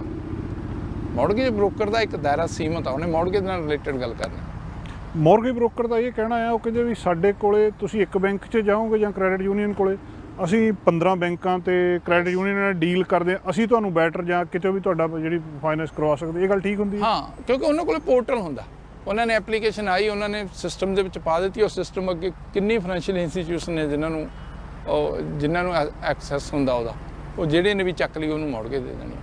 ਆਮ ਤੌਰ ਤੇ ਜਿਹੜਾ ਬੰਦਾ ਨਵਾਂ ਮੌਰਗੇਜ ਲੈਂਦਾ ਉਹਨੂੰ ਇੱਕ ਸਲਾਹ ਦਿੰਦੇ ਆ ਲੋਕ ਵੀ ਤੂੰ ਵੱਖ-ਵੱਖ ਬੈਂਕਾਂ ਕੋਲ ਨਾ ਜਾਈਂ, ਜੇ ਤੂੰ ਗਿਆ ਤੇਰਾ ਕ੍ਰੈਡਿਟ ਚੈੱਕ ਹੋ ਜਾਣਾ, ਤੇ ਤੇਰਾ ਕ੍ਰੈਡਿਟ ਚੈੱਕ ਹੋ ਗਿਆ ਉਹਦਾ ਕੀ ਨੁਕਸਾਨ ਆ? ਫਿਰ ਉਹ ਇਦਾਂ ਪਤਾ ਕਰਨ ਨਾ ਜਾਵੇ ਵੀ ਮੈਨੂੰ ਸਸਤੀ ਕਿੱਥੋਂ ਮਿਲਦੀ ਹੈ। ਦੇਖੋ, ਜਿੱਥੋਂ ਤੱਕ ਹੈ ਇਨਫੋਰਮੇਸ਼ਨ ਲੈਣੀ, ਜਦੋਂ ਤੱਕ ਇਨਫੋਰਮੇਸ਼ਨ ਲੈਣੀ ਆ ਉਦੋਂ ਤੱਕ ਕ੍ਰੈਡਿਟ ਚੈੱਕ ਨਹੀਂ ਕਰਨਾ ਕਿਸੇ ਨੇ। ਅੱਛਾ ਜੀ। ਕੋਈ ਵੀ ਬੰਦਾ ਮੇਰੇ ਕੋਲ ਆਉਂਦਾ, ਮੈਂ ਉਹਨੂੰ, ਕੋਈ ਵੀ ਮੇਰੇ ਕੋਲ ਚਲੇ ਗਿਆ, ਉਧਰ ਦੂਸਰੇ ਕੋਲ ਚਲੇ ਗਿਆ, ਤੀਸਰੇ ਕੋਲ ਚਲੇ ਗਿਆ, ਉਹ ਇਨਫੋਰਮੇਸ਼ਨ ਗੈਦਰ ਕਰ ਰਿਹਾ। ਪਹਿਲਾ ਸਟੈਪ ਕਿ ਮੈਂ ਫਸਟ ਟਾਈਮ ਕਰ ਲੈਣਾ ਜੀ, ਫਸਟ ਟਾਈਮ ਹੋਮ ਬਾਇਰ ਹਾਂ, ਮੇਰੀ ਆਹ ਇਨਕਮ ਹੈ, ਮੈਨੂੰ ਦੱਸੋ ਮੈਨੂੰ ਮੌਰਗੇਜ ਕਿੱਥੋਂ ਤੱਕ ਹੋ ਜੂਗੀ। ਉਹ ਇੱਕ ਜਨਰਲਾਈਜ਼ਡ ਸਟੇਟਮੈਂਟ ਹੈ, ਜਨਰਲਾਈਜ਼ਡ ਉਹ ਐਡਵਾਈਸ ਲੈ ਰਿਹਾ। ਉਦੋਂ ਦਾ ਕ੍ਰੈਡਿਟ ਚੈੱਕ ਨਹੀਂ ਹੋਣਾ। ਉਹ ਹੁਣ ਸਪੋਜ਼ 3 ਜਣਿਆਂ ਕੋਲ ਜਾਇਆ, 3 ਬੈਂਕਸ ਕੋਲ ਜਾਇਆ, ਇੱਕ ਨੇ ਕਹਤਾ ਜੀ ਮੈਂ ਤੈਨੂੰ 2.89 ਤੇ ਦੇਵਾਂ, ਦੂਜਾ ਕਹਿੰਦਾ 2.79 ਤੇ ਦੇਵਾਂਗਾ, ਤੀਸਰਾ ਕਹਿੰਦਾ 3.10 ਤੇ ਲਊਂਗਾ। ਹੁਣ ਦੈਨ ਉਸ ਕਸਟਮਰ ਨੇ ਡਿਸੀਜਨ ਕਰਨਾ ਕਿ ਮੈਂ ਕਿੱਥੇ ਜਾਵਾਂ, ਮੈਨੂੰ ਕਿੱਥੇ ਸਸਤੀ ਮਿਲਦੀ ਹੈ। ਫਿਰ ਜਦੋਂ ਤੁਸੀਂ ਕੰਸੈਂਟ ਕਰੋਗੇ, ਕੋਈ ਵੀ ਬੈਂਕ, ਕੋਈ ਵੀ ਫਾਈਨੈਂਸ਼ੀਅਲ ਇੰਸਟੀਟਿਊਸ਼ਨ, ਕੋਈ ਵੀ ਮੌਰਗੇਜ ਬ੍ਰੋਕਰ, ਅੰਟਿਲ ਅਨਲੈਸ ਤੁਸੀਂ ਕੰਸੈਂਟ ਨਹੀਂ ਦਿੰਦੇ ਕ੍ਰੈਡਿਟ ਚੈੱਕ ਕਰਨ ਨੂੰ, ਉਹ ਵਰਬਲ ਦੇਣਾ ਹੁੰਦਾ ਕਿ ਲਿਖਤੀ? ਰਿਟਨ। ਅੱਛਾ ਜੀ। ਜਦ ਤੱਕ ਤੁਸੀਂ ਕੰਸੈਂਟ, ਕਿਉਂਕਿ ਜਦੋਂ ਉਹਨਾਂ ਨੇ ਕੰਸੈਂਟ ਲੈਣੀ ਆ, ਉਹਨਾਂ ਨੇ ਤੁਹਾਡਾ ਨਾਮ, ਡੇਟ ਆਫ ਬਰਥ, ਤੁਹਾਡਾ ਫੋਨ ਨੰਬਰ, ਤੁਹਾਡਾ ਸੋਸ਼ਲ ਇੰਸ਼ੋਰੈਂਸ ਨੰਬਰ, ਤੁਹਾਡਾ ਐਡਰੈਸ, ਉਹ ਸਾਰਾ ਕੁਝ ਮੰਗਣਾ। ਫਿਰ ਉੱਥੇ ਤੁਸੀਂ ਸਾਈਨ ਕਰਨੇ ਆ ਪੇਪਰ ਤੇ ਕਿ ਹਾਂ, I give the consent and authorize this institution to look into my credit। ਫਿਰ ਉਹ ਜਦੋਂ ਕੰਸੈਂਟ ਦੇਤੀ, ਉਸ ਤੋਂ ਬਾਅਦ ਉਹ ਕ੍ਰੈਡਿਟ ਚੈੱਕ ਕਰਨਾ। ਉਹ ਪਹਿਲਾਂ ਨਹੀਂ ਕ੍ਰੈਡਿਟ ਚੈੱਕ ਕਰਦੇ, ਪਹਿਲਾਂ ਤਾਂ ਤੁਸੀਂ ਜਾ ਕੇ ਇਨਫੋਰਮੇਸ਼ਨ ਗੈਦਰ ਕਰ ਰਹੇ ਹੋ, you are not applying for the mortgage. ਜਦੋਂ ਤੁਸੀਂ 3-4 ਜਣੇ ਤੋਂ ਪੁੱਛ ਲਿਆ, ਫਿਰ ਉਸ ਤੋਂ ਬਾਅਦ ਤੁਸੀਂ ਮਨ ਬਣਾਉਣਾ ਕਿ ਨਹੀਂ ਯਾਰ ਮੈਨੂੰ ਆਹ ਰੇਟ ਠੀਕ ਹੈ, then I will go with him. ਫਿਰ ਉੱਥੇ ਜਾ ਕੇ ਤੁਸੀਂ ਕੰਸੈਂਟ ਦਿਓਗੇ। ਤੇ ਜੇ ਮੰਨ ਲਓ ਕ੍ਰੈਡਿਟ ਚੈੱਕ ਕਰ ਲਿਆ ਇੱਕ ਬੈਂਕ ਨੇ ਮੇਰਾ, ਰਾਈਟ, ਹਾਂ, ਮੈਂ ਉਹਨਾਂ ਨੂੰ ਕਨਸੈਂਟ ਦੇ ਦਿੱਤੀ, ਹਾਂਜੀ, ਮੈਨੂੰ ਦੂਜੇ ਬੈਂਕ ਨੇ ਕਿਹਾ ਕਿ ਭਾਈ ਤੂੰ ਆਪਣਾ ਸਿਨ ਦੇਏਗਾ ਤਾਂ ਤੈਨੂੰ ਅਸੀਂ ਦੱਸ ਸਕਦੇ ਹਾਂ ਕਿ ਐਗਜ਼ੈਕਟ ਤੈਨੂੰ ਕੀ ਮਿਲਣਾ ਹੈ। ਯੈਸ। ਉਹ ਹੁਣ ਮੈਂ ਪਹਿਲੇ ਕੋਲੋਂ ਵੀ ਕ੍ਰੈਡਿਟ ਚੈੱਕ ਕਰਵਾ ਲਿਆ, ਦੂਜੀ ਬੈਂਕ ਦੇ ਉੱਤੇ ਉਹਦਾ ਕੀ ਅਸਰ ਪੈਂਦਾ? ਅਸਰ ਇਹ ਪੈਂਦਾ ਜੀ, ਕਿਉਂਕਿ ਆਮ ਤੌਰ ਤੇ ਕਹਿੰਦੇ ਕ੍ਰੈਡਿਟ ਸਕੋਰ ਘਟ ਜਾਂਦਾ। ਦੇਖੋ, ਉਹ ਕਿੱਦਾਂ ਘਟਦਾ? ਜਦੋਂ ਤੁਸੀਂ ਓਵਰਆਲ ਕ੍ਰੈਡਿਟ ਸਕੋਰ ਵਾਲੀ ਇੰਡਸਟਰੀ ਨੂੰ ਦੇਖਦੇ ਹੋ, ਜਿਹੜੀ ਮੋਨੀਟਰ ਕਰਦੇ ਨੇ ਨਾ, 2 ਕਿਸਮ ਦੇ ਚੈੱਕ ਹੁੰਦੇ ਨੇ, ਇੱਕ ਹੁੰਦਾ ਸੌਫਟ, ਇੱਕ ਹੁੰਦਾ ਹਾਰਡ ਚੈੱਕ। ਅੱਛਾ ਜੀ। ਜਿਹੜਾ ਸੌਫਟ ਚੈੱਕ ਆ, ਕਈ ਵਾਰੀ ਤੁਸੀਂ ਦੇਖਿਆ ਹੋਣਾ, ਜੋ ਤੁਹਾਡੇ ਕੋਲ ਕ੍ਰੈਡਿਟ ਕਾਰਡ ਹੈਗਾ ਤਾਂ ਕਈ ਵਾਰੀ ਉਹੀ credit card companies, master card, visa ਤੁਹਾਨੂੰ ਇੱਕ ਲੈਟਰ ਭੇਜ ਦਿੰਦੇ ਨੇ ਕਿ ਤੁਹਾਡੀ ਅਸੀਂ ਜੀ ਵਧਾ you are eligible to for extended limit. ਉਹ ਆਪਣੇ ਲੈਵਲ ਤੇ ਸੌਫਟ ਚੈੱਕ ਕਰਦੇ ਨੇ, ਜਿਹਦਾ ਬੀਕਨ ਸਕੋਰ ਤੇ ਜਾ ਕੇ ਕੋਈ ਅਸਰ ਨਹੀਂ ਪੈਂਦਾ। ਕ੍ਰੈਡਿਟ ਸਕੋਰ, ਬੀਕਨ ਸਕੋਰ ਅਲੱਗ-ਅਲੱਗ ਹੁੰਦਾ? ਸੇਮ ਚੀਜ਼। ਓਕੇ। ਉਹਨੂੰ ਬੀਕਨ ਸਕੋਰ ਕਹਿੰਦੇ। ਉਹਦੇ ਤੇ ਕੋਈ ਅਸਰ ਨਹੀਂ, ਕਿਉਂਕਿ ਉਹ ਸੌਫਟ ਚੈੱਕ ਕੀਤਾ, ਉਹਨਾਂ ਦਾ ਆਪਦਾ ਇੰਟਰਨਲ ਸਿਸਟਮ, ਉਹਨਾਂ ਨੇ ਦੇਖਿਆ ਕਿ ਉਹ ਬੰਦੇ ਦੀ ਸਾਡੇ ਕੋਲੇ 2 ਸਾਲ ਤੋਂ ਕ੍ਰੈਡਿਟ ਕਾਰਡ ਚੱਲਦਾ ਆ ਰਿਹਾ, ਇਹਦੀ 5000 ਲਿਮਿਟ ਆ, ਬਾਏ ਨੋਟ ਇਹਨੂੰ 6000 ਲਿਮਿਟ ਦੇ ਦਿਓ। ਉਹਨਾਂ ਨੇ ਉਹ ਜਿਹੜਾ ਆਪਣਾ ਸੌਫਟ ਚੈੱਕ ਆ, ਆਪਦਾ ਇੰਟਰਨਲੀ ਚੈੱਕ ਕੀਤਾ ਕਿ ਬੰਦਾ ਟਾਈਮਲੀ ਪੇ ਕਰਦਾ, ਕਦੇ ਲੇਟ ਨਹੀਂ ਹੋਇਆ ਅੱਜ ਤੱਕ। ਸੋ ਉਹ ਸਾਰੇ ਫੈਕਟਰ ਕਾਊਂਟ ਕਰਕੇ ਉਹ ਤੁਹਾਨੂੰ ਚਿੱਠੀ ਪਾ ਦਿੰਦੇ ਨੇ ਜੀ, ਆਹ ਲਓ ਤੁਸੀਂ you are eligible for 6000 limit on your credit card, please click ਔਰ ਕਾਲ ਔਨ ਦਿਸ ਨੰਬਰ। ਸੋ ਉਹ ਹੁੰਦਾ ਸੌਫਟ ਚੈੱਕ, ਉਹਦਾ ਬੀਕਨ ਸਕੋਰ ਤੇ ਕੋਈ ਅਸਰ ਨਹੀਂ ਪੈਂਦਾ। ਬਟ ਜਦੋਂ ਤੁਸੀਂ ਫਾਈਨੈਂਸ਼ੀਅਲ ਇੰਸਟੀਟਿਊਸ਼ਨ ਦੇ ਵਿੱਚ ਜਾਂਦੇ ਹੋ, ਮੌਰਗੇਜ ਅਪਲਾਈ ਕਰਦੇ ਹੋ, ਜਦੋਂ ਉਹ ਚੈੱਕ ਕਰਦੇ ਨੇ, ਦੈਟਸ ਅ ਹਾਰਡ ਹਿੱਟ। ਉਹਦੇ ਵਿੱਚ ਕੁਝ ਸਮ ਪੁਆਇੰਟਸ ਹੁੰਦੇ ਨੇ, ਉਹ ਤੁਸੀਂ ਲੂਜ਼ ਕਰ ਜਾਂਦੇ ਹੋ। ਅੱਛਾ ਜੀ। 1 ਤੋਂ 5 ਦੇ ਵਿੱਚ ਕਹਿ ਲਓ ਤੁਸੀਂ, ਠੀਕ ਹੈ ਜੀ। ਉਹ ਉਨੇ ਕੁ ਪੁਆਇੰਟ ਤੁਸੀਂ ਲੂਜ਼ ਕਰ ਜਾਂਦੇ। ਉਹ ਕੋਈ ਬੜਾ ਵੱਡਾ ਇਸ਼ੂ ਵੀ ਹੈ ਨਹੀਂ ਇਹ, ਬਟ ਜਿਹੜੇ ਬਿਲਕੁਲ ਥੱਲੇ ਪੁਆਇੰਟ ਤੇ ਬੈਠੇ ਨੇ ਉਹਨਾਂ ਲਈ ਹੈਗਾ। ਹਾਂਜੀ। ਕ੍ਰੈਡਿਟ ਕਾਰਡ ਕਿੰਨੇ ਕੁ ਰੱਖਣੇ ਚਾਹੀਦੇ ਆ? ਇਹਦਾ ਕੋਈ ਹਿਸਾਬ ਹੁੰਦਾ ਵੀ ਕ੍ਰੈਡਿਟ ਸਕੋਰ ਕਿਹਦੇ ਨਾਲ ਜ਼ਿਆਦਾ ਰੱਖਣ ਨਾਲ ਵੱਧਦਾ, ਘੱਟ ਰੱਖਣ ਨਾਲ ਵੱਧਦਾ? ਕੀ ਹਿਸਾਬ ਕੋਈ? ਦੇਖੋ, ਜਿਹੜਾ ਕ੍ਰੈਡਿਟ ਸਕੋਰ ਹੈ ਨਾ, ਇਹ ਤੁਹਾਡਾ ਬਿਹੇਵੀਅਰ ਹੈ ਕਿ ਤੁਸੀਂ ਆਪਣੇ ਫਾਈਨੈਂਸਿਸ ਨੂੰ, ਆਪਣੇ ਜਿਹੜਾ ਲੋਨ ਲਿਆ ਹੋਇਆ ਉਹਨੂੰ ਤੁਸੀਂ ਕਿਵੇਂ ਮੈਨੇਜ ਕਰਦੇ। ਇਹ ਤੁਹਾਡਾ ਫਾਈਨਾਂਸ ਦਾ ਬਿਹੇਵੀਅਰ ਦੱਸਦਾ ਕਿਸੇ ਵੀ ਇੰਸਟੀਟਿਊਸ਼ਨ ਨੂੰ। ਹੁਣ ਸਪੋਜ਼ ਜਿਸ ਤਰ੍ਹਾਂ ਤੁਸੀਂ ਮੈਨੂੰ ਕੁਐਸਚਨ ਇਹ ਪੁੱਟ ਕੀਤਾ ਕਿ ਵੀ ਕਿਵੇਂ ਇਹ ਚੀਜ਼ ਹੁੰਦੀ ਹੈ, ਕਿੰਨੇ ਕਾਰਡ ਰੱਖਣੇ ਚਾਹੀਦੇ ਨੇ। ਕਾਰਡ ਬੰਦੇ ਨੂੰ ਆਪਦੀ ਲੋੜ ਮੁਤਾਬਕ ਰੱਖਣੇ ਚਾਹੀਦੇ ਨੇ। ਅੱਛਾ ਜੀ। ਠੀਕ ਹੈ। ਇੱਕ ਕ੍ਰੈਡਿਟ ਕਾਰਡ ਨਾਲ ਵੀ ਕੰਮ ਚੱਲ ਜਾਂਦਾ, 2 ਦੇ ਨਾਲ ਵੀ ਚੱਲ ਜਾਂਦਾ। ਬਾਲੇ ਕ੍ਰੈਡਿਟ ਕਾਰਡ ਰੱਖਣ ਦੀ ਕੋਈ ਤੁਕ ਨਹੀਂ।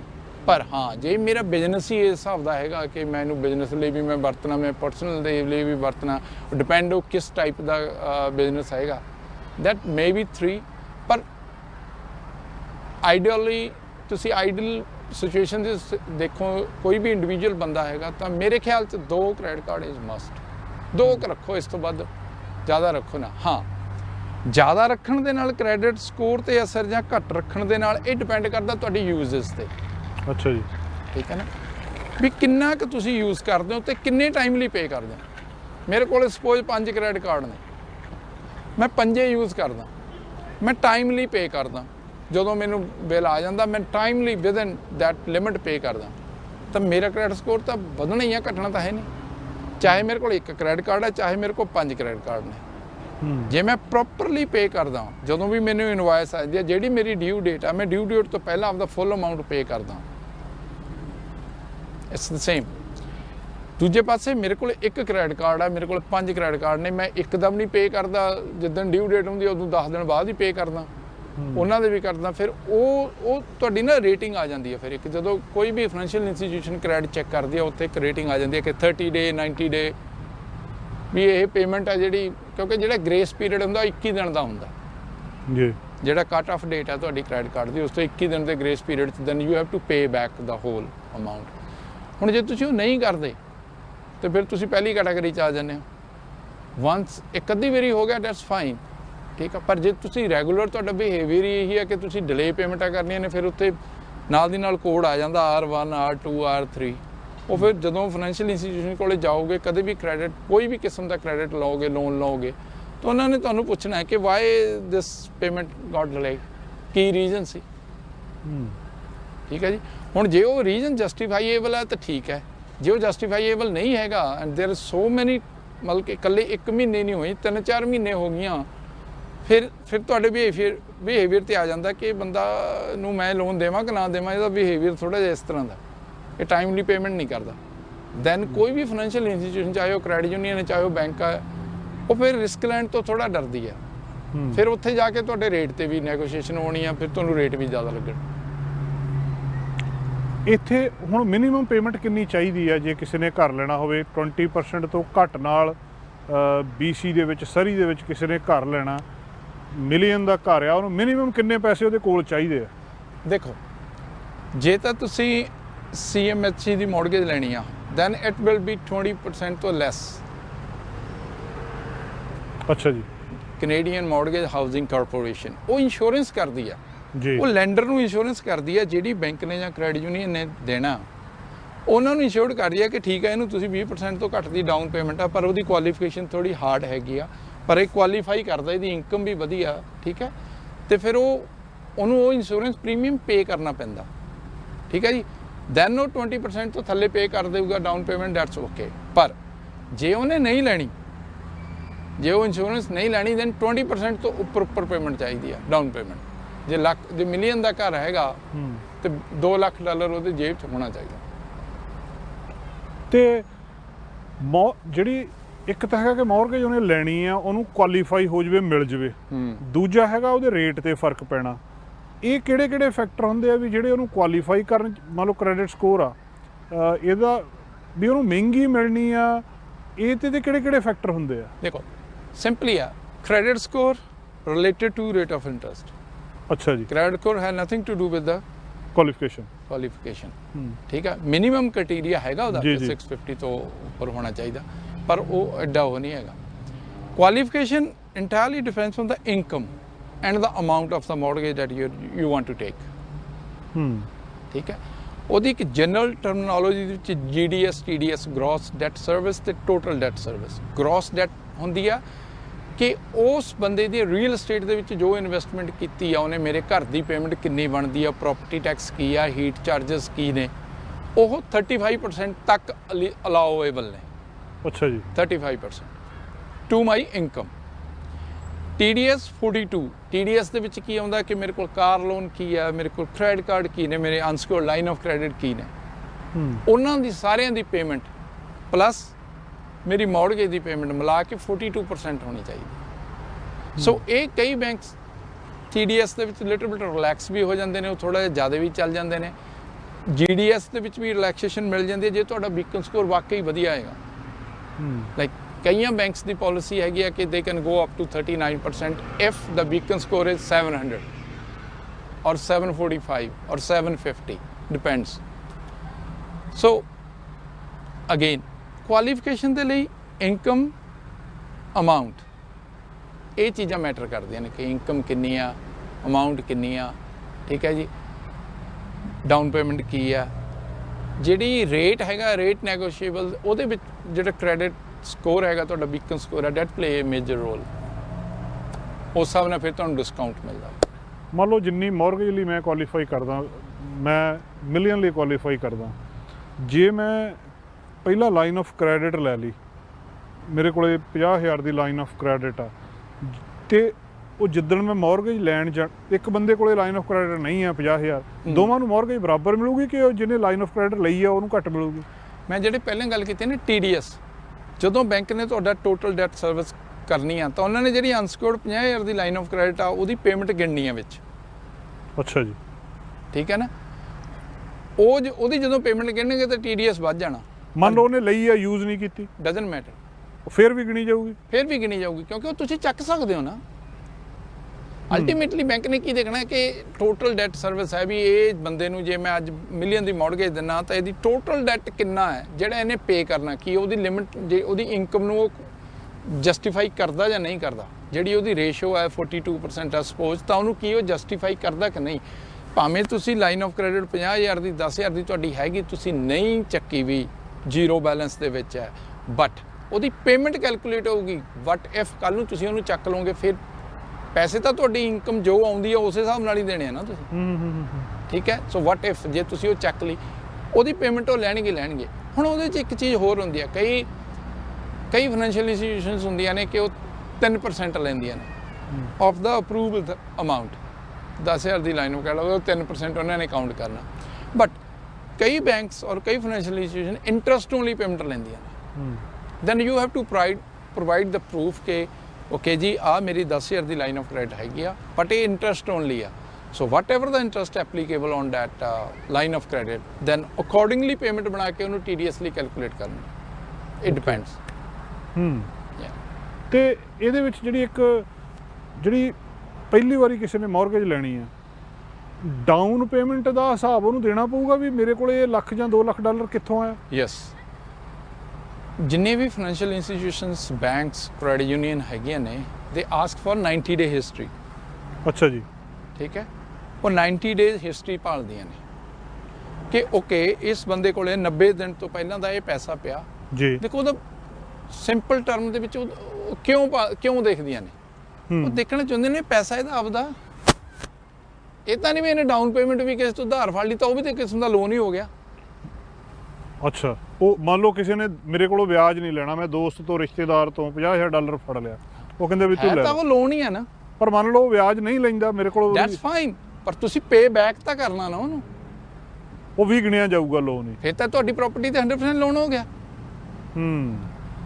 ਸਿੰਪਲ, ਤੁਸੀਂ 20% ਡਾਊਨ ਪਾਉਣਾ ਸੀ ਜੀ, ਠੀਕ ਹੈ, 80% ਤੁਹਾਨੂੰ ਬੈਂਕ ਨੇ ਦੇਣਾ। ਹੁਣ 20% ਦੇ ਵਿੱਚੋਂ ਤੁਸੀਂ 10% ਤੁਹਾਡੇ ਕੋਲੇ ਸੀ, ਠੀਕ ਹੈ, ਲੱਖ ਦੀ ਚੀਜ਼ ਲੈਣੀ ਆ ਸਪੋਜ਼, 20% ਡਾਊਨ ਪਾਉਣਾ ਸੀ, 20,000 ਤੁਸੀਂ ਦਿਖਾਉਣਾ ਬੈਂਕ ਨੂੰ ਵੀ ਆਹ ਦੇਖੋ ਜੀ ਮੇਰਾ ਪਿਆ। ਬਿਲਕੁਲ। ਵਾਈ ਦੇ ਆਸਕ ਫॉर 90 ਡੇ ਹਿਸਟਰੀ ਕਿ ਇਸ ਬੰਦੇ ਦਾ ਹੀ ਆ ਇਹ ਪੈਸਾ, ਠੀਕ ਹੈ। ਹੁਣ ਜੇ ਤੁਸੀਂ ਮੌਕੇ ਤੇ ਕਹੋਗੇ ਜੀ ਉਹ ਕਿਹਾ 10,000 ਮੇਰਾ ਆ ਗਿਆ, 10,000 ਮੈਂ ਕਿਸੇ ਤੋਂ ਫੜ ਲਿਆ, ਦੈਨ ਤੁਹਾਡੀ ਲੋਨ ਟੂ ਵੈਲਿਊ 90% ਹੋਗੀ, ਨਾਟ 80%, ਕਿਉਂਕਿ 10,000 ਵੀ ਤਾਂ ਤੁਸੀਂ ਕਿਸੇ ਦਾ ਲੋਨ ਹੀ ਲਿਆ ਨਾ ਜੀ। ਸੋ ਦੈਟਸ ਵਾਈ ਦੇ ask for the 90 day history. ਤੇ ਜਿਹੜੀ ਜਦੋਂ ਜੀ ਇਨ ਸਮ ਕੇਸਿਸ ਉਹਦੇ ਵਿੱਚ ਹੁੰਦਾ ਕਿ ਜਿਵੇਂ ਇਮੀਡੀਏਟ ਫੈਮਿਲੀ ਮੈਂਬਰ ਹੈ ਵਿਚ ਇਜ਼ ਨਾਨ ਰੀਪੇਬਲ ਲੋਨ। ਤੁਸੀਂ ਘਰ ਲੈਣਾ, ਠੀਕ ਹੈ, ਤੁਹਾਡੇ ਕੋਲੇ 10,000 ਡਾਊਨ ਪੇਮੈਂਟ ਥੋੜ੍ਹਦੀ ਹੈ, ਤੁਹਾਡੇ ਫਾਦਰ ਨੇ ਤੁਹਾਨੂੰ ਗਿਫਟ ਲੈਟਰ ਦੇ ਦਿੱਤਾ। ਅੱਛਾ ਜੀ। ਠੀਕ ਹੈ, ਤੁਹਾਡੇ ਫਾਦਰ ਨੇ ਜਾਂ ਤੁਹਾਡੇ ਬ੍ਰਦਰ ਨੇ ਜਾਂ ਤੁਹਾਡੇ ਫਾਦਰ ਇਨ ਲਾ ਨੇ ਤੁਹਾਨੂੰ ਵਿਚ ਇਜ਼ ਨਾਨ ਰੀਪੇਬਲ ਲੋਨ, ਉਹ ਤੁਹਾਨੂੰ ਗਿਫਟ ਦਿੱਤਾ, ਉਹ ਲੋਨ ਨਹੀਂ ਦਿੱਤਾ। ਉਹ ਗਿਫਟ ਤੁਸੀਂ ਮੋੜਨਾ ਨਹੀਂ, ਇਟਸ ਅ ਗਿਫਟ ਕਦੇ ਮੁੜਦਾ ਨਹੀਂ। ਜੇ ਤੁਹਾਡੇ ਫਾਦਰ ਨੇ ਜਾਂ ਫਾਦਰ ਇਨ ਲਾ ਨੇ ਤੁਹਾਨੂੰ 10,000 ਦਾ ਲੋਨ ਦੇ ਦਿੱਤਾ, ਗਿਫਟ ਦੇ ਦਿੱਤਾ, ਦੈਨ ਬੈਂਕ ਉਹਦੇ ਉੱਤੇ ਇੱਕ ਗਿਫਟ ਲੈਟਰ ਲੈਂਦੀ ਹੈ ਕਿ ਇਹ ਮੈਂ ਆਪਦੇ ਬੇਟੇ ਨੂੰ 10,000 towards purchase of the house ਮੈਂ ਇੱਕ ਗਿਫਟ ਦਿੱਤਾ ਇਹਨੂੰ ਵਿਚ ਇਜ਼ ਨਾਨ ਰੀਪੇਬਲ। ਇਹਨੇ ਮੈਨੂੰ ਪੇ ਬੈਕ ਨਹੀਂ ਕਰਨਾ, ਨਾ ਹੀ ਮੈਂ ਇਹ ਤੋਂ ਕੋਈ ਇੰਟਰਸਟ ਲੈਣਾ। Then that is a part of the down payment. ਇਹ ਗਿਫਟ ਦੋਸਤ ਨਹੀਂ ਦੇ ਸਕਦਾ? ਨੋ, ਫੈਮਿਲੀ ਮੈਂਬਰ ਦੇ ਸਕਦਾ। ਇਮੀਡੀਏਟ ਫੈਮਿਲੀ ਮੈਂਬਰ ਜਾਂ ਚਾਚਾ ਤਾਇਆ, ਚਾਚੇ ਤਾਏ ਦਾ ਮੁੰਡਾ ਕੋਈ? ਇਮੀਡੀਏਟ ਫੈਮਿਲੀ ਮੈਂਬਰ ਚਾਚਾ ਨਹੀਂ ਦੇ ਸਕਦਾ। ਇਹਦੀ ਕੋਈ ਲਿਮਿਟ ਵੀ ਕਿੰਨਾ ਦੇ ਸਕਦਾ? ਦੇਖੋ, ਇਹ ਡਿਪੈਂਡ ਕਰਦਾ ਫਾਈਨੈਂਸ਼ੀਅਲ ਇੰਸਟੀਟਿਊਸ਼ਨ ਤੇ। ਬੈਂਕ ਡਿਸਾਈਡ ਕਰਦਾ। ਹਾਂਜੀ, ਮੈਨੂੰ ਲੱਗਦਾ ਜੇ ਹੁਣ ਜਿਵੇਂ ਆਪਾਂ ਐਗਜ਼ਾਮਪਲ ਲਈ ਲੱਖ ਦਾ ਲੋਨ ਲੈਣਾ ਤੇ 20,000 ਤੇ ਜੇ ਕਹੋ ਜੀ 15,000 ਗਿਫਟ ਹੈ, ਦੈਨ ਆਬਵੀਅਸਲੀ ਉਹ ਸ਼ੱਕ ਇਜ਼ ਸਮਥਿੰਗ ਫਿਸ਼ੀ, ਰਾਈਟ? ਜੀ ਹਾਂ, ਜੇ ਉਹ 20,000 ਦੇ ਵਿਚਾਰੇ ਕਹੇ ਜੀ ਮੇਰਾ 5,000 ਥੋੜ੍ਹਾ ਜੀ 15 ਮੇਰੇ ਕੋਲ ਹੈਗਾ, 5 ਮੈਨੂੰ ਗਿਫਟ ਦੇਣਾ, ਦੈਟ ਮੇਕਸ ਸੈਂਸ। ਇਹ ਡਿਪੈਂਡ ਕਰਦਾ ਫਾਈਨੈਂਸ਼ੀਅਲ ਇੰਸਟੀਟਿਊਸ਼ਨ।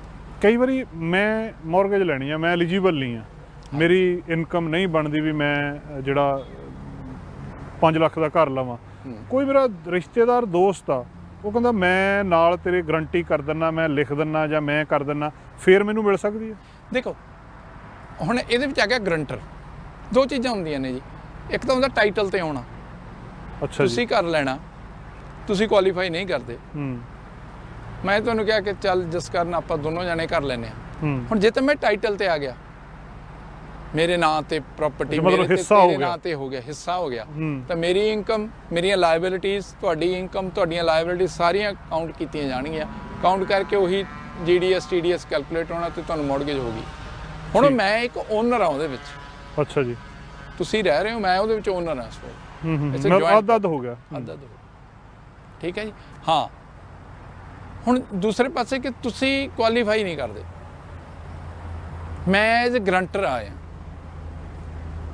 ਹੁਣ ਗਰੰਟਰ ਦੀ ਵੀ ਲਾਇਬਿਲਿਟੀਜ਼ ਬੋਰੋਅਰ ਦੀਆਂ ਸੇਮ ਹੁੰਦੀਆਂ ਨੇ। ਇੱਕ ਇੰਨਾ ਫਰਕ ਹੋਏਗਾ ਕਿ I am not on the title. ਉਹ ਜ਼ਮੀਨ 'ਚ ਮੇਰਾ ਨਾਂ ਨਹੀਂ ਹੋਣਾ, ਉਹ ਘਰ ਦੇ ਵਿੱਚ ਮੇਰਾ ਨਾਂ ਨਹੀਂ ਹੋਣਾ, ਪਰ ਮੇਰੀਆਂ ਐਜ਼ ਗਰੰਟਰ ਲਾਇਬਿਲਿਟੀਜ਼ ਸੇਮ ਨੇ। ਕੱਲ੍ਹ ਨੂੰ ਤੁਸੀਂ ਪੇਮੈਂਟ ਨਹੀਂ ਕਰੋਗੇ, then the bank will go after me.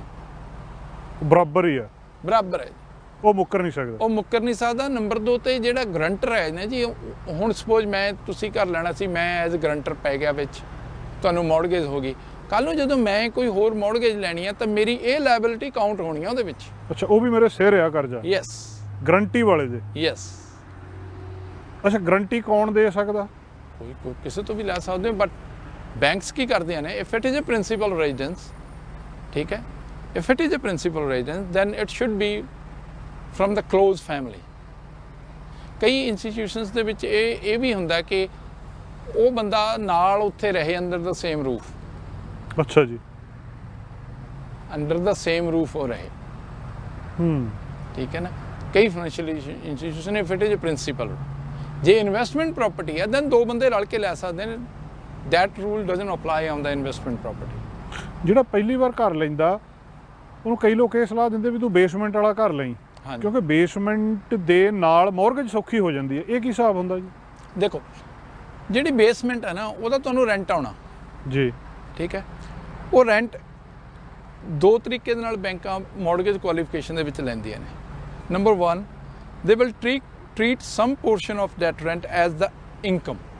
Okay, ਤੁਹਾਡੀ ਇਨਕਮ 2,000 ਹੈ ਜੀ, ਤੁਸੀਂ 2,000 ਨਾਲ ਕੁਆਲੀਫਾਈ ਨਹੀਂ ਕਰਦੇ, ਬੇਸਮੈਂਟ 'ਚੋਂ ਤੁਹਾਨੂੰ 1,500 ਆਉਂਦਾ, 1,500 ਦਾ 50% 750 ਮੈਂ ਤੁਹਾਡੀ ਇਨਕਮ 'ਚ ਪਾ ਲਿਆ, ਤੁਹਾਡੀ ਇਨਕਮ ਵੱਧ ਗਈ, ਤੁਸੀਂ ਕੁਆਲੀਫਾਈ ਕਰ ਜਾਓਗੇ। ਇੱਕ ਤਾਂ ਇਹ ਤਰੀਕਾ ਹੈਗਾ ਜੀ ਜੀ। ਦੂਸਰਾ ਤਰੀਕਾ ਹੈਗਾ ਆਫਸੈਟ।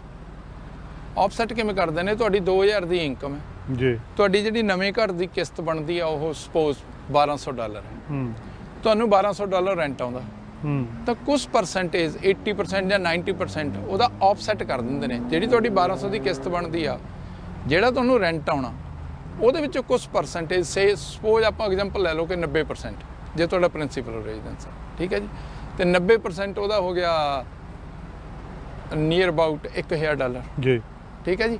ਤੇ ਉਹ $1000 ਜਿਹੜੀ ਤੁਹਾਡੀ 1200 ਕਿਸ਼ਤ ਬਣਦੀ ਸੀ, 1000 ਨਿਕਲ ਗਿਆ, ਤੁਹਾਡੀ ਕਿਸ਼ਤ 200 ਰਹਿ ਗਈ, ਤੇ 200 ਤੁਹਾਡੀ ਇਨਕਮ ਦੇ ਨਾਲ ਈਜ਼ੀਲੀ ਕੁਆਲੀਫਾਈ ਹੋ ਜਾਣੀ and you will get the mortgage. So it depend ਕਰਦਾ ਬੈਂਕ ਦੀ ਪਾਲਿਸੀਜ਼। ਕੋਈ ਇਹਨੂੰ ਐਜ਼ ਆਫਸੈਟ ਲੈਂਦਾ, ਕੋਈ add back into the income ਕਰਦਾ। ਅੱਛਾ, ਮੰਨ ਲਓ ਮੈਂ ਘਰ ਲੈਣਾ, ਮੈਂ ਬੈਂਕ ਨੂੰ ਕਹਿੰਦਾ ਵੀ ਮੈਂ ਤਾਂ ਰਹਿਣਾ ਬੇਸਮੈਂਟ 'ਚ, ਉਹਦੀ 'ਚ ਹਾਂਜੀ। ਮੈਂ ਘਰ ਕਿਰਾਏ ਤੇ ਦੇਣਾ, ਫਿਰ ਮੈਂ ਜ਼ਿਆਦਾ ਲਈ ਕੁਆਲੀਫਾਈ ਕਰਦਾ? ਇਹ ਟੈਕਟਿਕਸ ਨੇ ਜੀ, ਇਹ ਫਿਰ ਕਈ ਬੈਂਕਸ ਅਲਾਉ ਕਰਦੀਆਂ ਨੇ, ਅੱਛਾ ਜੀ, ਕਈ ਨਹੀਂ ਕਰਦੀਆਂ।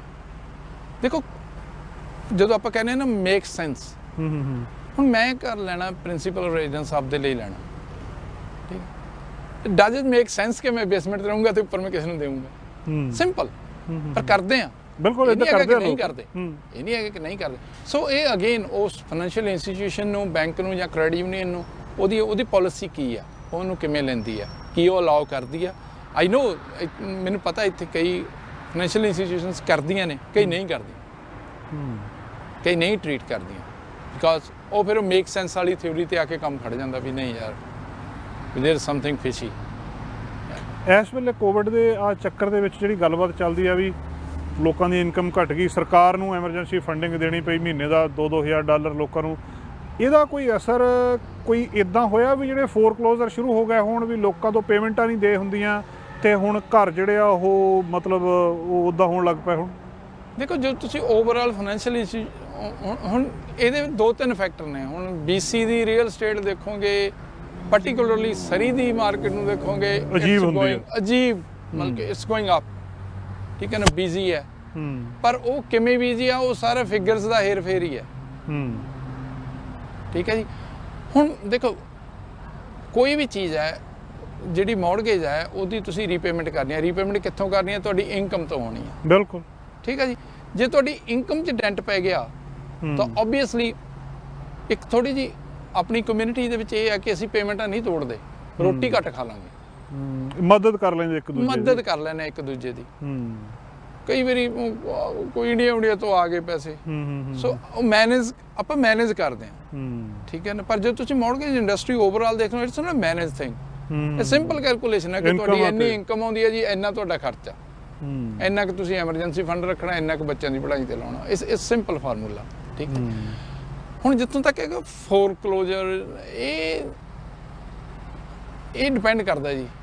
ਹੁਣ ਕੋਵਿਡ ਦਾ ਸਿਨੈਰੀਓ ਹੈ, ਜੋ ਵੀ ਚੱਲਦਾ, ਹੁਣ ਹਰ ਇੱਕ ਘਰ ਇਫੈਕਟ ਹੋਇਆ ਇਹਦੇ ਨਾਲ। ਦੇਖੋ, ਮੰਨੋ ਨਾ ਮੰਨੋ, ਉਹ ਡਿਫਰੈਂਟ ਸਟੋਰੀ ਆ, ਠੀਕ ਹੈ ਜੀ।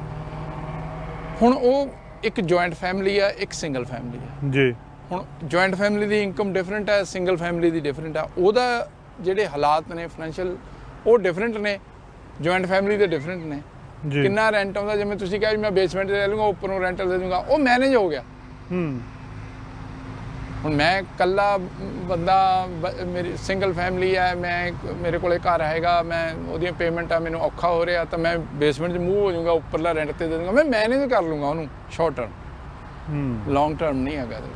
ਇੱਕ ਜਾਂਦੇ ਹੋਰ ਗੱਲ ਦੱਸਿਓ, ਪੁੱਛ ਰਹੇ ਆ ਸਾਡੇ ਵਿਊਅਰ ਹੀ, ਉਹ ਕਹਿੰਦੇ ਵੀ ਪ੍ਰਾਈਵੇਟ ਮੌਰਗੇਜ ਬਾਰੇ ਦੱਸੋ। ਕਈ ਵਾਰੀ ਆਮ ਤੌਰ ਤੇ ਹੁੰਦਾ ਵੀ ਬੈਂਕ ਜਾਂ ਕ੍ਰੈਡਿਟ ਯੂਨੀਅਨ ਦਿੰਦੇ ਨਹੀਂ ਲੋਨ, ਉਹ ਕਹਿੰਦੇ ਤੁਸੀਂ ਕੁਆਲੀਫਾਈ ਨਹੀਂ ਕਰਦੇ, ਅਸੀਂ ਚਲੇ ਜਾਂਦੇ ਪ੍ਰਾਈਵੇਟ ਵਾਲੇ ਕੋਲ, ਉਹ ਕਹਿੰਦੇ ਕੋਈ ਨਹੀਂ, ਥੋੜੀ ਬਹੁਤੀ ਮਹਿੰਗੀ ਕਰ ਲਾਂਗੇ ਪਰ ਤੁਹਾਡਾ ਟਾਈਮ ਸਾਰ ਦਾਂਗੇ। ਇਹ ਕੀ ਹੁੰਦਾ ਜੀ?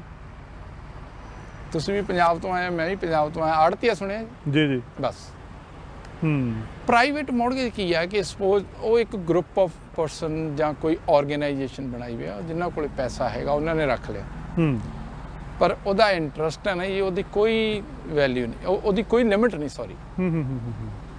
ਉਹ ਫਿਰ 12 ਵੀ ਲੱਗਦਾ, 8 ਵੀ ਲੱਗਦਾ, 10 ਵੀ ਲੱਗਦਾ, ਜਿੰਨੀ ਬੰਦੇ ਨੂੰ ਲੋੜ ਆ, ਜਿੰਨੀ ਲੋੜ ਹੈ। ਹੁਣ ਉਹ ਪ੍ਰਾਈਵੇਟ ਆ, ਉੱਥੇ ਕੋਈ ਇਨਕਮ ਨਹੀਂ, ਕੋਈ ਕੁਝ ਨਹੀਂ। ਦੇ only look for the security, ਪੈਸੇ ਮੁੜ ਜਾਣਗੇ, ਉਹ ਦੇਖਦੇ ਕਿ ਇਹ ਪ੍ਰਾਪਰਟੀ ਦੀ ਵੈਲਿਊ ਮਿਲੀਅਨ ਹੈ, ਠੀਕ ਹੈ ਜੀ, 7 ਲੱਖ ਦੇ ਦਿਓ, ਠੀਕ ਹੈ ਜੀ। ਉਹ ਡਿਪੈਂਡ ਕਰਦਾ, ਫਸਟ ਮੌਰਗੇਜ ਲੈਣੀ ਆ ਤੁਸੀਂ, ਸੈਕੰਡ ਮੌਰਗੇਜ ਲੈਣੀ ਆ ਪ੍ਰਾਈਵੇਟ। ਫਸਟ ਮੌਰਗੇਜ ਥੋੜੀ ਜਿਹੀ ਚੀਪ ਹੁੰਦੀ ਹੈ, ਮਤਲਬ ਕਿ cheap in the sense not from the banks, it's like it's very 8-10% ਹੈ ਨਾ। ਸੈਕੰਡ ਮੌਰਗੇਜ 12-14% 15% ਤੇ ਡਿਪੈਂਡ ਕਰਦੀ ਹੈ। ਸੋ ਉਹ ਤੇ ਆੜ੍ਹਤੀਏ ਦਾ ਲੋਨ ਹੈ ਜੀ। ਅੱਛਾ, ਜਿਹੜੇ ਅਮਰੀਕਾ 'ਚ ਕੋਈ ਬੰਦਾ ਰਹਿੰਦਾ ਉਹ ਕੈਨੇਡਾ ਵਾਲੇ ਦੀ ਗਰੰਟੀ ਪਾ ਸਕਦਾ? ਇੱਕ ਸਵਾਲ ਇਹ ਵੀ ਹੈ। ਹਾਂ, ਨਹੀਂ, ਇਹਦੇ ਵਿੱਚ ਵੀ ਫਿਰ ਅੱਗੇ ਜਿੰਨੇ ਵੀ ਫਾਈਨੈਂਸ਼ੀਅਲ ਇੰਸਟੀਟਿਊਸ਼ਨ ਨੇ ਉਹਨਾਂ ਦੀ ਉਹ ਕਰਦੀ ਆ ਕਿ ਉਹ ਬੰਦਾ ਜੌਬ ਅਮਰੀਕਾ 'ਚ ਕਰਦਾ ਪਰ ਰਹਿੰਦਾ ਇੱਥੇ ਆ ਜੀ, ਉਹਦਾ ਪ੍ਰਿੰਸੀਪਲ ਇੱਥੇ ਹੈ ਪਰ ਜੌਬ ਅਮਰੀਕਾ ਦੇ ਵਿੱਚ ਕਰਦਾ, ਉਹਦਾ ਸਿਨੈਰੀਓ ਡਿਫਰੈਂਟ ਹੈ। ਜੇ ਉਹ ਰਹਿੰਦਾ ਵੀ ਅਮਰੀਕਾ 'ਚ, ਉਹ ਇਨਕਮ ਵੀ ਅਮਰੀਕਾ 'ਚ ਫਾਈਲ ਕਰਦਾ, ਉਹਦੀ ਇੱਥੇ ਲਾਇਬਿਲਿਟੀ ਹੋਣੀ ਨਹੀਂ ਕੋਈ, ਉਹ ਇੱਥੇ ਗਰੰਟੀ ਪਾ ਹੀ ਨਹੀਂ ਸਕਦਾ। ਦੇਖੋ, ਗਰੰਟੀ ਦਾ ਸਿੰਪਲ ਇਹ ਹੈ ਕਿ ਤੁਸੀਂ ਘਰ ਲਿਆ, ਨਹੀਂ ਸੀ ਕੁਆਲੀਫਾਈ, ਕੁਲਦੀਪ ਸਿੰਘ ਨੇ ਗਰੰਟੀ ਪਾਤੀ। ਕੁਲਦੀਪ ਸਿੰਘ ਅਮਰੀਕਾ 'ਚ ਰਹਿੰਦਾ, ਕੈਨੇਡਾ ਕੀ ਕਰ ਲੂਗੀ ਜੇ ਤੁਸੀਂ ਕੱਲ੍ਹ ਨੂੰ ਪੈਸੇ ਨਹੀਂ ਦੇਵੋਗੇ? ਸਿੰਪਲ। ਹਾਂ, ਕੁਲਦੀਪ ਸਿੰਘ ਕੈਨੇਡਾ 'ਚ ਜੌਬ ਕਰਦਾ, ਕੈਨੇਡਾ 'ਚ ਰਹਿੰਦਾ, ਅਮਰੀਕਾ 'ਚ ਜੌਬ ਕਰਦਾ, ਮੇਰਾ ਕੁਛ ਨਾ ਕੁਛ ਇੱਥੇ ਹੈਗਾ, ਮੇਰੀ ਐਸੈਟਸ ਕੁਛ ਇੱਥੇ ਹੈਗੇ ਆ, ਦੈਨ ਇਟ ਡਿਪੈਂਡਸ ਕਰਦਾ ਅਗੇਨ ਬੈਂਕਸ ਟੂ ਬੈਂਕਸ। ਜੀ, ਕੁਲਦੀਪ ਸਿੰਘ ਸਿੱਧੂ ਜੀ, ਬਹੁਤ ਬਹੁਤ ਸ਼ੁਕਰੀਆ। ਬਹੁਤ ਸਾਰੀਆਂ ਅਸੀਂ ਗੱਲਾਂ ਬਾਤਾਂ ਕੀਤੀਆਂ ਔਰ ਹੋਰ ਵੀ ਬਹੁਤ ਸਾਰੀ ਸਾਨੂੰ ਜਾਣਕਾਰੀ ਚਾਹੀਦੀ ਆ। ਮੌਰਗੇਜ ਇਹੋ ਜਿਹੀ ਚੀਜ਼ ਆ ਵੀ ਜਿਹਦੇ ਨਾਲ ਸਾਡਾ ਹਮੇਸ਼ਾ ਹੀ ਵਾਹ ਵਾਸਤਾ ਰਹਿੰਦਾ। ਫਿਰ ਅਸੀਂ ਕਿਸੇ ਵੇਲੇ ਜ਼ਰੂਰ ਤੁਹਾਡੇ ਨਾਲ ਗੱਲਬਾਤ ਕਰਾਂਗੇ। ਬਹੁਤ ਬਹੁਤ ਮਿਹਰਬਾਨੀ ਜੀ। ਥੈਂਕ ਯੂ ਜੀ, ਥੈਂਕ ਯੂ, ਸ਼ੁਕਰੀਆ, ਥੈਂਕ ਯੂ ਜੀ, ਥੈਂਕ ਯੂ। ਦੋਸਤੋ, ਅਸੀਂ ਮੌਰਗੇਜ ਸੰਬੰਧੀ ਗੱਲਬਾਤ ਕੀਤੀ। ਸੱਚਮੁੱਚ ਬਹੁਤ ਹੀ ਮਹੱਤਵਪੂਰਨ ਮੁੱਦਾ। ਕਈ ਵਾਰੀ ਸਾਰੀ ਉਮਰ ਅਸੀਂ 20-20 ਸਾਲ ਜਿਹੜੀ ਮੌਰਗੇਜ ਪੇ ਕਰਦੇ ਰਹਿੰਦੇ, ਸਾਨੂੰ ਇਹਦੇ ਵਿਚਲੀਆਂ ਘੁੰਡੀਆਂ ਦਾ ਪਤਾ ਨਹੀਂ ਲੱਗਦਾ, ਜਾਂ ਸਾਡੀ ਗੱਲ ਇੱਥੇ ਹੀ ਖਤਮ ਹੋ ਜਾਂਦੀ। ਮੌਰਗੇਜ ਮਿਲ ਗਈ, ਹੁਣ ਸਾਰਾ ਕੁਝ ਖਤਮ ਹੋ ਗਿਆ, ਉਹਦੇ ਤੋਂ ਅੱਗੇ ਵੀ ਬਹੁਤ ਕੁਛ ਆ। ਰੀਫਾਈਨੈਂਸ ਕੀ ਆ, ਰੇਟ ਕਿੱਦਾਂ ਲੱਗਦੇ ਆ, ਇਹ ਸਾਰੀਆਂ ਗੱਲਾਂ ਬਾਤਾਂ ਫਿਰ ਕਿਸੇ ਵੇਲੇ ਜ਼ਰੂਰ ਅਸੀਂ ਇਹਦੇ ਬਾਰੇ ਗੱਲਬਾਤ ਕਰਾਂਗੇ। ਅੱਜ ਦਾ ਪ੍ਰੋਗਰਾਮ ਇੱਥੇ ਸਮਾਪਤ ਕਰਦੇ ਹਾਂ। ਆਗਿਆ ਦਿਓ, ਅਲਵਿਦਾ। ਸਾਡਾ ਹਰ ਇੱਕ ਪ੍ਰੋਗਰਾਮ ਵੇਖਣ ਤੇ ਸਾਡੇ ਨਾਲ ਜੁੜਨ ਲਈ ਸਬਸਕ੍ਰਾਈਬ ਕਰੋ ਚੈਨਲ ਪੰਜਾਬੀ ਤੇ ਨੋਟੀਫਿਕੇਸ਼ਨ ਲਈ ਬੈਲ ਆਈਕਨ ਵਾਲੇ ਬਟਨ ਤੇ ਕਲਿੱਕ ਕਰੋ।